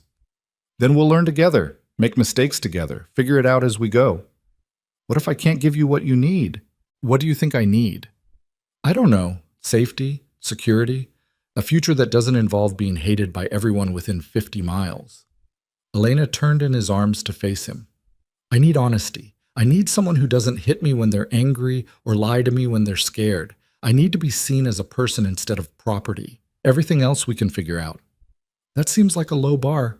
"You'd be surprised how many men can't clear it." She touched his face, rough with stubble and cold from wind. "You clear it, Gideon, every day. So stop worrying about failing me and focus on what we're building here." "What are we building?" "I don't know yet, but it's ours, and that's enough." He kissed her then, properly this time. Not the brief, careful kiss of two people afraid to want too much, but something deeper, something that acknowledged the feeling they'd been dancing around for months. Elena kissed him back, tasting coffee and cold air and possibility. When they broke apart, Gideon rested his forehead against hers. "I'm falling in love with you, just so you know." Elena's breath caught. "That's terrifying." "I know. I'm falling too, have been for a while now." "How long?" She thought about it. "Maybe since that first morning when you gave me a blanket and told Cormac to stable my horse. Maybe earlier, I don't know. But it's happening and I can't stop it, and that scares me more than anything that's happened since." "Because it could hurt?" "Because it already matters too much. If this fails, if we fail, if something goes wrong," her voice cracked. "I don't think I could survive losing this." Gideon pulled her close again. "Then we don't fail. We fight. We adapt. We do whatever it takes to make this work." "You make it sound simple." "It's not simple, but it's worth it. You're worth it." Elena buried her face in his shoulder, letting herself feel the fear and the hope and everything in between. Outside, night fell over frozen Montana. Inside, two people who'd been alone too long held on to each other and tried to believe that love was possible even in the coldest season. The breakthrough came from an unexpected source. In early April, a man named James Sullivan arrived at Iron Ridge Ranch driving a wagon loaded with supplies. He was middle-aged, weathered, and unfamiliar. Cormac met him at the gate with the usual wariness they'd developed toward strangers. "State your business," Cormac called. "Looking for Gideon Hale. Got a delivery and a proposition." Gideon emerged from the barn, Elena beside him. They'd learned to face visitors together now, presenting a united front. "I'm Hale. What's this about?" Sullivan climbed down from his wagon. "James Sullivan. I run a freight company out of Helena. Heard about your troubles with the railroad." "Word travels fast. In this business, it has to." Sullivan looked between Gideon and Elena with frank assessment. "Also heard you're being squeezed by every two-bit businessman between here and the border because you had the audacity to live your life without asking permission." Gideon's eyes narrowed. "And you care because I've been where you are. 10 years ago, I married a woman my family disapproved of. They cut me off, tried to ruin my business, spread rumors that would make your current situation look friendly." Sullivan smiled grimly. "I survived by finding people who didn't give a damn about society's opinions and just wanted to do good business. Figured maybe you could use the same." "What are you offering?" Freight services at competitive rates. I can move your cattle to markets the railroad won't. Connect you with buyers who care about quality over gossip. I've got contacts in Wyoming, Colorado, even some connections back east. He gestured at his wagon. Brought supplies as a goodwill gesture. If you're interested, we can talk terms. If not, I'll unload these and be on my way. Gideon and Elena exchanged glances. This felt too easy, too convenient. But desperation made strange allies. Why would you do this? Elena asked. What's in it for you? Sullivan looked at her directly. Besides profit, satisfaction. I like seeing people thumb their noses at the gatekeepers. Plus, my wife insisted. She heard about a woman being torn apart by gossips for the crime of being poor and working for wages, and she said if I didn't at least try to help, she'd have some words for me I wouldn't enjoy hearing. Despite everything, Elena almost smiled. Your wife sounds formidable. You have no idea. So what do you say, Hale? Want to talk business, or should I move along? Gideon studied the man for a long moment, weighing options. Then he extended his hand. Let's talk. They spent the afternoon in Gideon's study, reviewing Sullivan's connections and discussing rates. By evening, they'd hammered out an agreement. Sullivan would handle freight and market connections in exchange for a percentage of sales and first contract on future business. It wasn't charity. Sullivan would profit well if things worked out. But it was fair. More importantly, it was hope. You've got good instincts, Sullivan said as he prepared to leave. Both of you. This ranch is solid. You'll weather this storm fine if you stick together. We intend to, Gideon replied. Sullivan looked at Elena. My wife wants to meet you. Says any woman who can survive the whole territory ganging up on her deserves female friendship. If you're ever in Helena, look us up. Thank you, Elena said, genuinely touched. Tell her I appreciate it. After Sullivan left, Gideon and Elena stood in the yard watching his wagon disappear into dusk. The air had lost some of winter's bite. Spring was finally coming, however slowly. That was unexpected, Elena said. The best things usually are. Gideon pulled her close. We're going to make it through this. Starting to believe it. Only starting? Old habits. I've spent so long expecting the worst that expecting anything better feels dangerous. She leaned into him. But I'm trying. That's all I ask. They went inside together, and that night over dinner, the conversation felt different, less strained, more hopeful. Margaret noticed it too, humming as she cleared plates, satisfied with something she saw between them. Later, in the study, Elena worked on correspondence while Gideon reviewed Sullivan's proposed contracts. The silence between them was comfortable now, no longer charged with uncertainty. Elena, Gideon said suddenly. When I told that town hall you meant everything, I wasn't exaggerating. You know that, right? She looked up. I know. And when I said I was falling in love with you, you've already fallen. I know that too.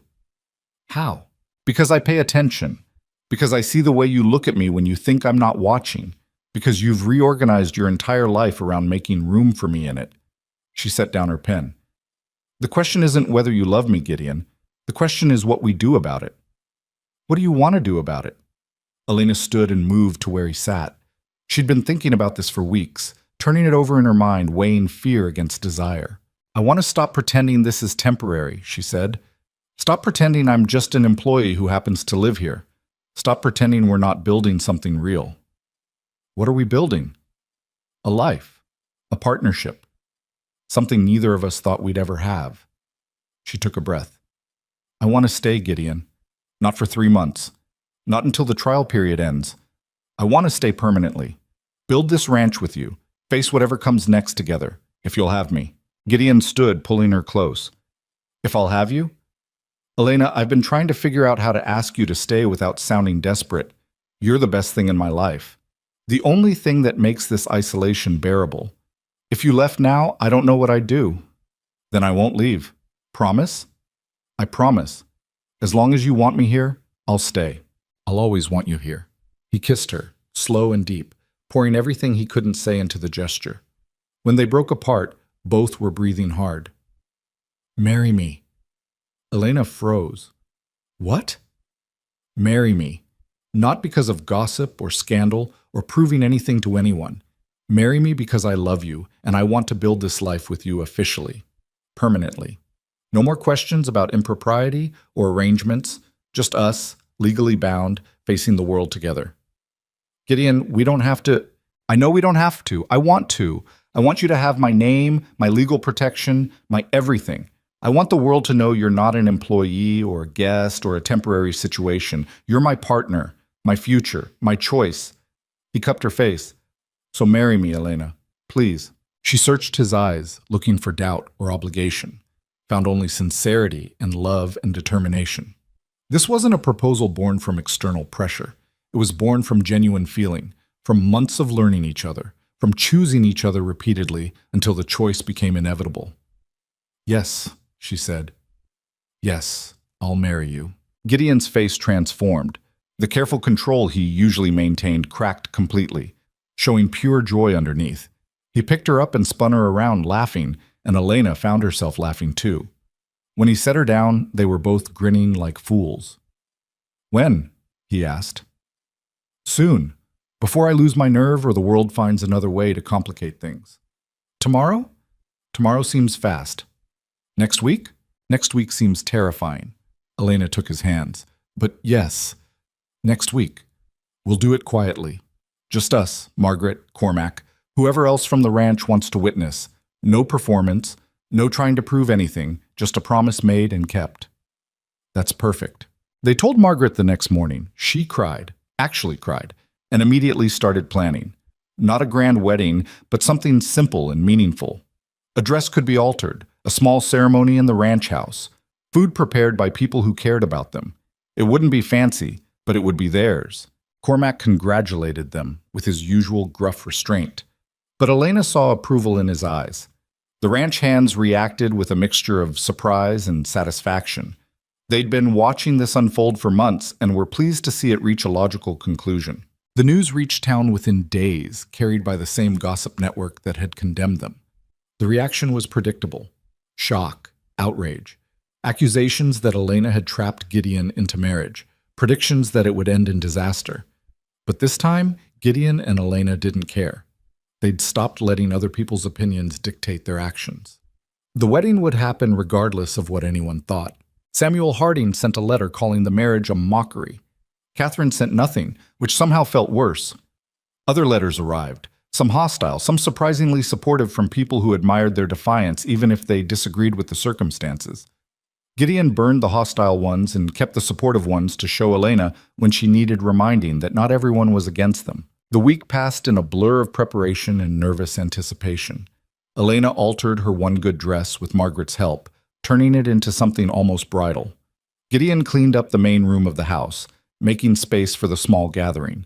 They arranged for a magistrate from a neighboring county, someone who didn't care about local gossip and just wanted to perform a legal ceremony. The night before the wedding, Elena couldn't sleep. She lay in bed staring at the ceiling, mind racing with everything that had led to this moment. The desperate ride to Iron Ridge Ranch, the conversation at the gate, the decision to stay, the slow building of trust, the town hall confrontation, the falling in love despite every reason not to. A soft knock at her door made her sit up. Come in. Gideon entered, looking as restless as she felt. Can't sleep either. Too much thinking. Want company? She nodded. He sat on the edge of her bed, maintaining proper distance even though tomorrow they'd be married. Having doubts? He asked. No, just wondering how I got here. How we got here. Through stubbornness, mostly, he smiled, and luck, and refusing to give up even when everything pointed toward giving up being the smart choice. Do you think we're crazy? Probably, but I'd rather be crazy with you than sane and alone. Elena took his hand. Tomorrow changes everything. Tomorrow changes the paperwork, what we are to each other. That changed months ago. Tomorrow just makes it official. I'm scared. Of what? That I'll wake up and you'll realize you made a mistake. That the man who spent 15 years protecting himself from being hurt will remember why he built those walls and put them back up. Her voice dropped to a whisper. That I'll lose this. Gideon pulled her into his arms. You're not going to lose this. Elena, listen to me. I spent 15 years building walls because I thought they'd keep me safe. All they did was keep me alone. You came along and knocked them down, and yes, it's terrifying. Yes, I'm vulnerable in ways I haven't been since I was young and stupid, but I wouldn't trade that for safety. I wouldn't trade you for anything. Promise? I promise. Tomorrow, and every day after, you're mine and I'm yours. That's not changing. They sat together in the dark, holding on to each other, until eventually exhaustion won and they both dozed. When dawn came, they woke tangled together in Elena's bed, fully clothed and completely innocent, but holding each other like the world might try to pry them apart. Ready? Gideon asked. Elena thought about everything that had brought her to this moment. The years of survival, the loneliness, the fear, the desperate hope that maybe, somewhere, there was a place she could belong. Ready, she said. Outside, spring sun melted the last of winter's snow. Inside Iron Ridge Ranch, two people who'd been frozen by circumstance and fear prepared to face the future together. Imperfectly, uncertainly, but together. And for two people who'd spent so long alone, together was everything. The wedding ceremony took place at noon in the main room of the ranch house, sunlight streaming through windows that looked out over land Gideon had built from nothing. The space had been cleared of its usual furniture, replaced with chairs borrowed from various rooms. Margaret had arranged wildflowers, the first brave blooms of spring, in whatever containers she could find. It wasn't elegant, but it was honest. Elena stood in her altered dress, hands shaking slightly as Margaret fixed the last pin in her hair. The older woman's eyes were already wet with tears she refused to acknowledge. "You look beautiful," Margaret said quietly. "I look nervous." "That too, but mostly beautiful." Margaret squeezed her shoulder. "He's a good man, Elena. Stubborn as hell and emotionally constipated, but good. You're making the right choice." "I hope so.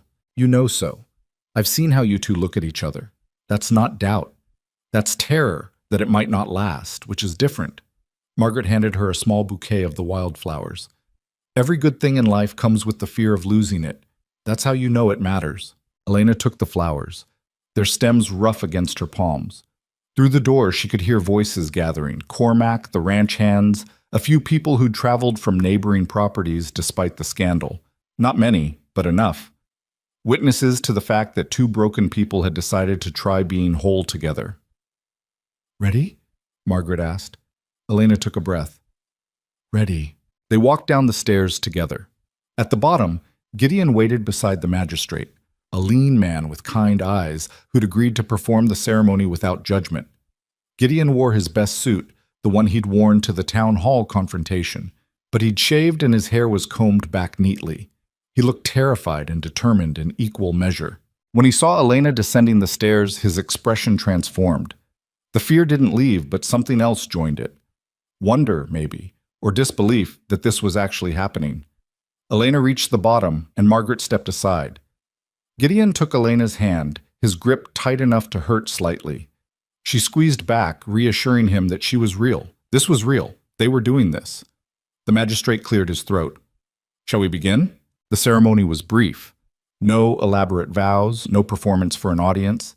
Just the legal words binding two lives together, spoken clearly and without embellishment. When the magistrate asked if Gideon took Elena as his wife, his "I do" rang out firm and certain. When Elena's turn came, her voice shook, but the words were clear. "I do." "Then by the power vested in me by the territory of Montana, I pronounce you husband and wife. You may kiss your bride." Gideon pulled Elena close and kissed her, and the small gathering erupted in applause. It wasn't a fairy tale moment. Elena's hands were still shaking and Gideon's eyes were suspiciously bright. But it was theirs, this moment, this promise, this beginning. When they broke apart, Margaret was openly crying. Cormac looked pleased in his gruff way. The ranch hands cheered, clearly relieved that the months of tension had resolved into something definitive. And Elena felt something inside her chest unclench for the first time in years. The constant readiness to run, to protect herself, to expect the worst. It didn't disappear completely. Old survival instincts died hard, but it eased.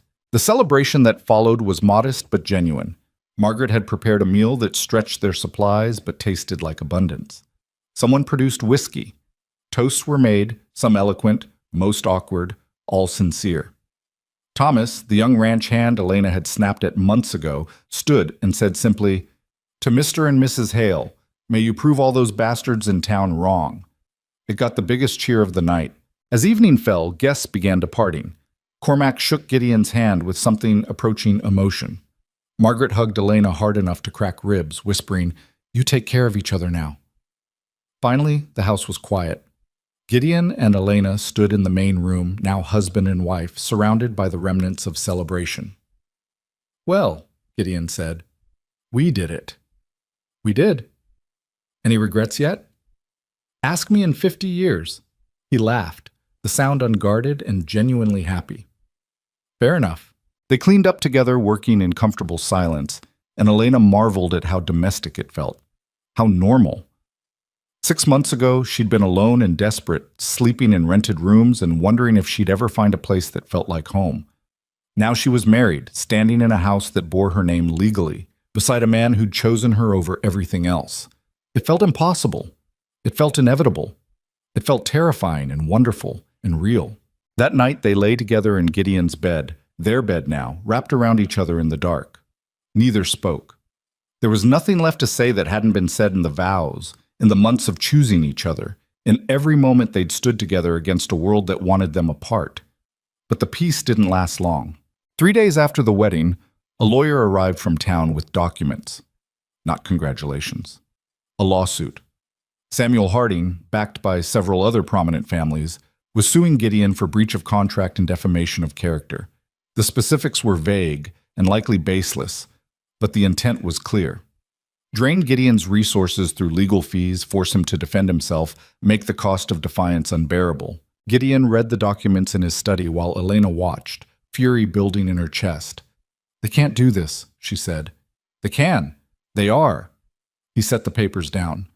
"It's harassment dressed up as legal action. The suit will probably be dismissed eventually, but that doesn't matter. The point is to make me bleed money and time fighting it." "How much will it cost?" "More than we have easily available. I'll need to liquidate some assets, probably sell land or cattle at unfavorable prices." His voice was flat, emotionless. "They've been waiting for this, waiting for me to make it official with you so they could strike." Elena felt something cold settle in her stomach. "This is my fault. If we hadn't married—" "Don't!" Gideon's voice was sharp. "Don't you dare blame yourself. This is their choice, their cruelty, not your fault.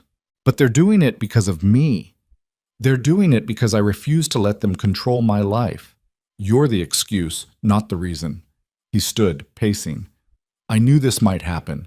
I should have prepared better, moved assets, protected us legally before the wedding. We can fight this. With what? I've already lost most of my business contacts. If I liquidate assets to pay lawyers, I weaken the ranch. If I don't fight, they win by default, and the judgment could take everything." He slammed his hand on the desk. "They've got me trapped." Elena had seen this before. Different circumstances, different players, but the same game. Powerful people using the system to crush those who challenged them. She'd watched it happen to families on the frontier, seen good people destroyed by those with more money and connections. But she'd also learned something in those years of watching. Sometimes the only way to win an unfair game was to stop playing by the rules everyone expected. "What if we don't fight them in court?" she said slowly. Gideon looked at her. "What? What if we take this public?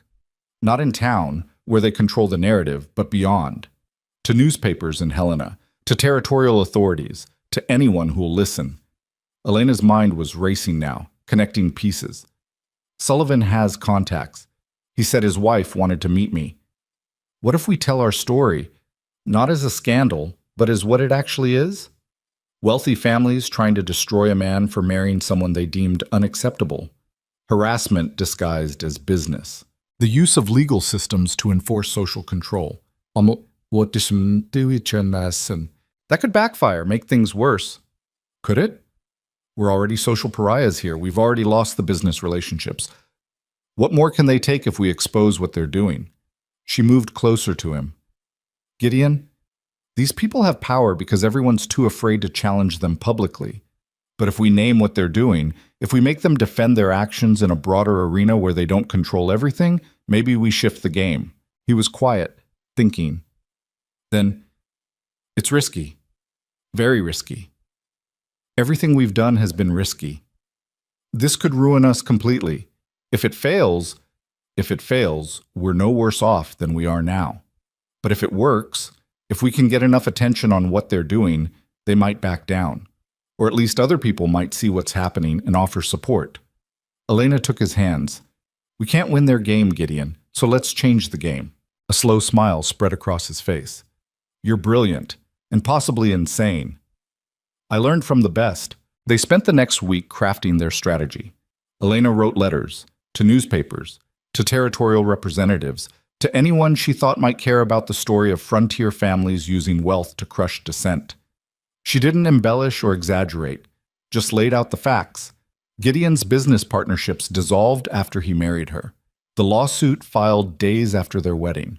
The systematic isolation and economic pressure designed to force compliance. Gideon contacted Sullivan, who immediately offered to help. His wife Sarah turned out to be exactly as formidable as promised. She knew editors, activists, people who made careers out of exposing the abuses of the wealthy and powerful. Within days, she'd gotten their story to 3 major newspapers.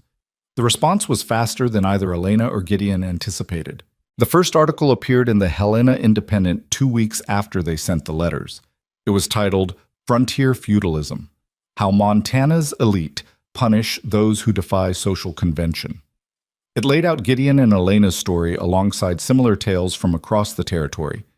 People who'd been economically destroyed for marrying the wrong person, choosing the wrong business partner, refusing to bow to established power structures. The article made Samuel Harding look like exactly what he was, a petty tyrant using wealth and connections to enforce his will. It made the lawsuit look like what it was, harassment. And it made Gideon and Elena look like what they were, 2 people trying to live their lives despite a system designed to prevent it. The reaction was immediate and divided. Some papers defended Harding and the other families, calling the article sensationalized and accusing Gideon of playing victim. But others picked up the story, adding their own examples, building a broader narrative about frontier justice and the abuse of power. Within a month, the conversation had shifted from Gideon Hale married inappropriately to should wealthy families be allowed to destroy people economically for personal reasons. It wasn't a complete victory. Many people still sided with Harding. The lawsuit was still pending, but the pressure had reversed. Now Harding and his allies were the ones being examined, questioned, asked to justify their actions in public forums where wealth alone didn't guarantee control. And slowly, grudgingly, some of them began to retreat. The first to withdraw was Arthur Simmons, who dissolved his business partnership with Gideon months earlier. He sent a quiet letter offering to reinstate the agreement, citing misunderstandings and hasty decisions. Gideon refused, but the offer itself was significant, a crack in the united front. Others followed, not apologies exactly, but olive branches.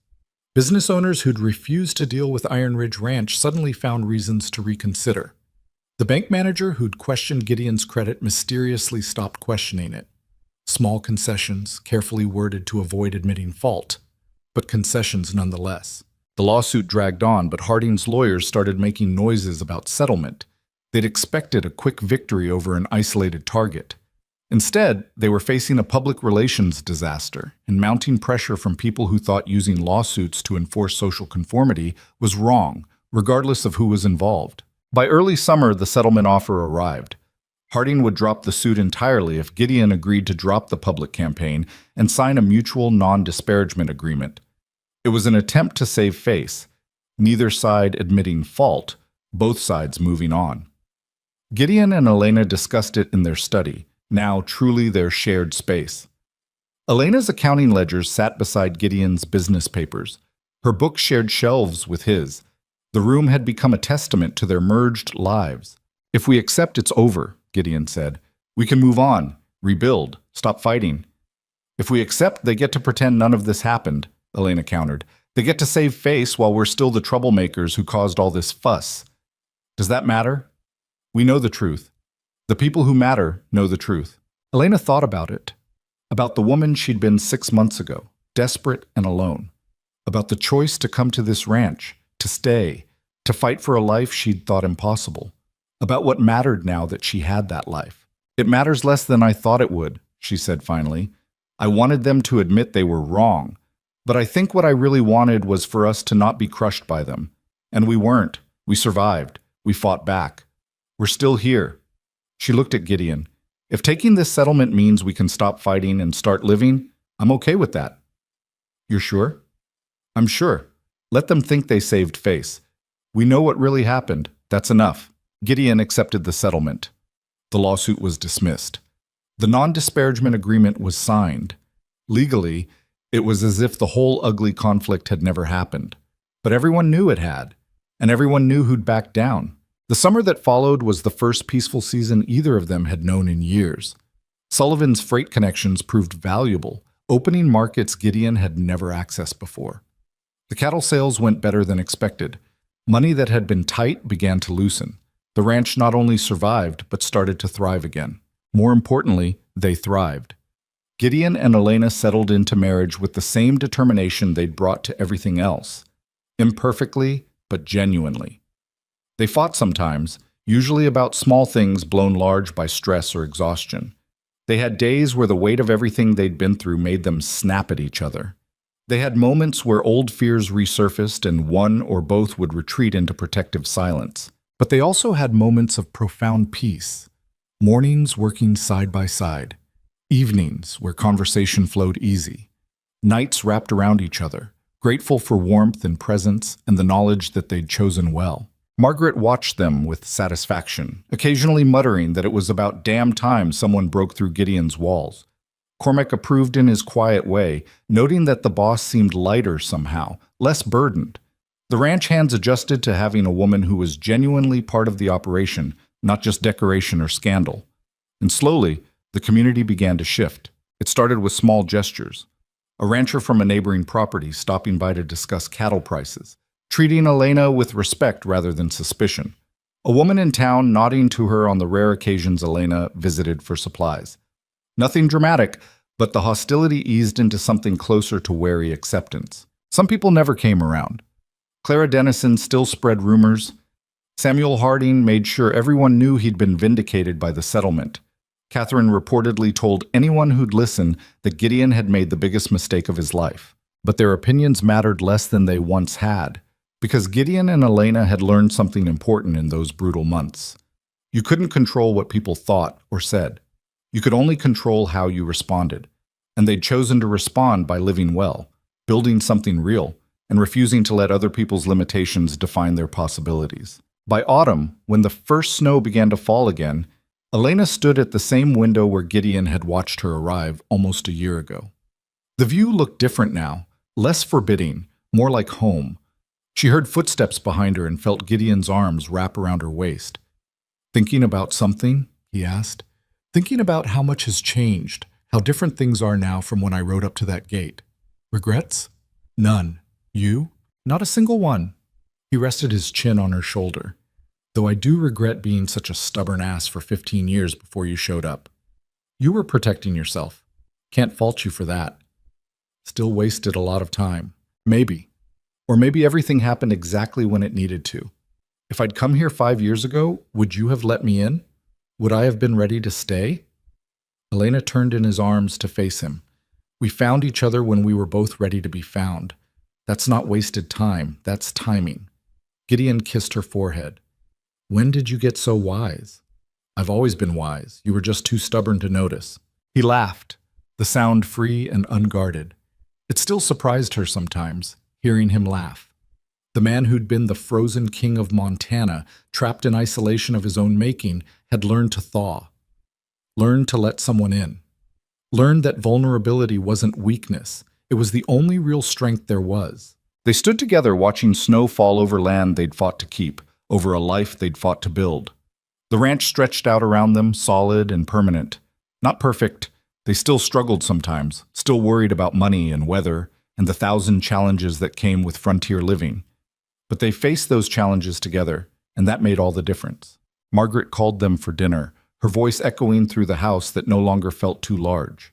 They'd filled it not with furniture or guests, but with presence, with the daily accumulation of shared moments, with the understanding that home wasn't a place. It was what you built with someone who saw you completely and chose you anyway. That winter was long and hard, as Montana winters always were. But inside Iron Ridge Ranch, there was warmth. Not just from fires and thick walls, but from the knowledge that two people who'd been alone too long had found each other at exactly the right moment. When both were desperate enough to risk the walls they'd built. When both were brave enough to believe that maybe, just maybe, love was possible even for the wounded and wary. They still had hard days. Days when Gideon retreated into old patterns of emotional distance and Elena had to coax him back out. Days when Elena's old fears resurfaced and she had to remember that this man wasn't her first husband, that safety was possible. Days when the weight of their shared history, the judgment, the isolation, the fight, felt overwhelming. But they had more good days. Days filled with work and laughter and the quiet satisfaction of building something lasting. Days when they looked at each other and marveled that they'd found this, not despite their brokenness, but because of it. Because they understood what it meant to survive, what it cost to trust again, what it took to choose hope over safety. Spring came eventually, as it always did. The snow melted, the land turned green, and new calves were born in pastures that had weathered another brutal season. Gideon and Elena stood at the fence line one morning in early April, watching the herd graze, and Gideon said something that had been building in him for months. "I need to tell you something about my father." Elena waited. Gideon rarely spoke about his past beyond the Catherine betrayal. She'd learned not to push. He died alone in a house like this one. Big, expensive, empty. He'd built a fortune through cattle and land, same as me. And he spent his last years isolated because he trusted no one, let no one in, convinced himself that wealth was enough. Gideon's voice was quiet. "When I found him, I was 25, hadn't seen him in months. He'd been dead 3 days before anyone noticed. That's what terrified me. Not dying, but dying alone like that. Becoming him." Elena took his hand. "For 15 years, I told myself I was different. I had friends, employees, business contacts. I wasn't isolated like he was. But I was lying to myself. I was exactly like him, rich and alone and slowly dying in a house too big for one person." He looked at her. "You saved me from that. From becoming the thing I feared most." "You saved yourself," Elena corrected gently. "You let me in. That was your choice." "Because you gave me a reason to. Because you showed up at my gate and refused to leave until I saw you, really saw you." He pulled her close. "I spent so long thinking strength meant being invulnerable. Turns out real strength is letting yourself be vulnerable with the right person." "Took me a while to learn that too," Elena admitted. "I thought strength meant surviving alone, never needing anyone, never giving anyone the power to hurt me." She rested her head against his chest, listening to his heartbeat. "But I was just as isolated as you were, just as afraid. We were both imprisoned by our own protection. And now we're free. Scared sometimes, vulnerable sometimes, but free." They stood that way for a long while. Two people who'd learned the hard way that walls built to keep pain out also keep everything good out too. That real safety wasn't found in isolation, but in connection. That the only way to heal from wounds was to risk being wounded again, carefully, with someone who'd earned the trust, but risk nonetheless. The story spread eventually, as stories do. The tale of the frozen king and the desperate woman who knocked on his gate. People embellished it, made it more romantic than it had been, smoothed over the rough parts. Some said it was a fairy tale. Others said it was foolishness. Most just said it was interesting and moved on to the next scandal.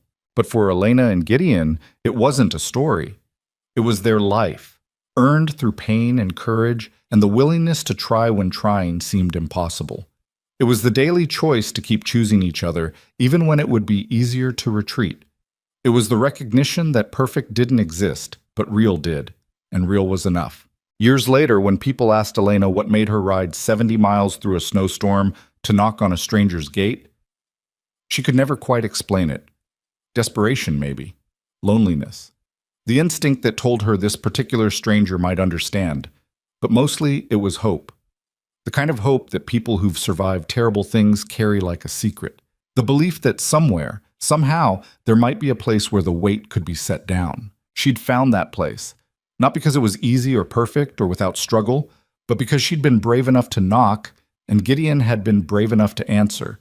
And when people asked Gideon why he'd let her in, why he'd broken 15 years of isolation for a woman he didn't know, he'd say simply, "Because I was tired of being alone." and she was tired of running, and sometimes that's enough. It was enough. For them, it was more than enough. The ranch thrived, not overnight, not without effort, but steadily. Gideon's gamble on Sullivan's freight connections paid off. New partnerships formed with people who valued business over gossip. The isolation that had seemed so total began to ease as they proved that their marriage wasn't the disaster everyone predicted. And on quiet evenings when work was done and the house was warm, Gideon and Elena would sit together in the study that had become their sanctuary. Sometimes they talked. Sometimes they worked in comfortable silence. Sometimes they just existed in the same space, grateful for company. These were the moments that mattered. Not the dramatic confrontations or the public declarations, but the quiet accumulation of ordinary moments that built a life. The knowing when the other needed space. The ability to be fully present. The trust that came from choosing each other repeatedly until the choice became automatic. What they'd built wasn't perfect, but it was real. And it was theirs. And it had been worth every moment of fear and struggle and pain. Because in the end, the frozen king had learned to thaw. And the woman who'd been running had learned to stay. And together they'd created something neither could have built alone. A home, a partnership, a future. And on cold Montana nights when wind rattled the windows, they'd lie together in the dark and remember that once, not so long ago, they'd both been alone. They'd both been afraid.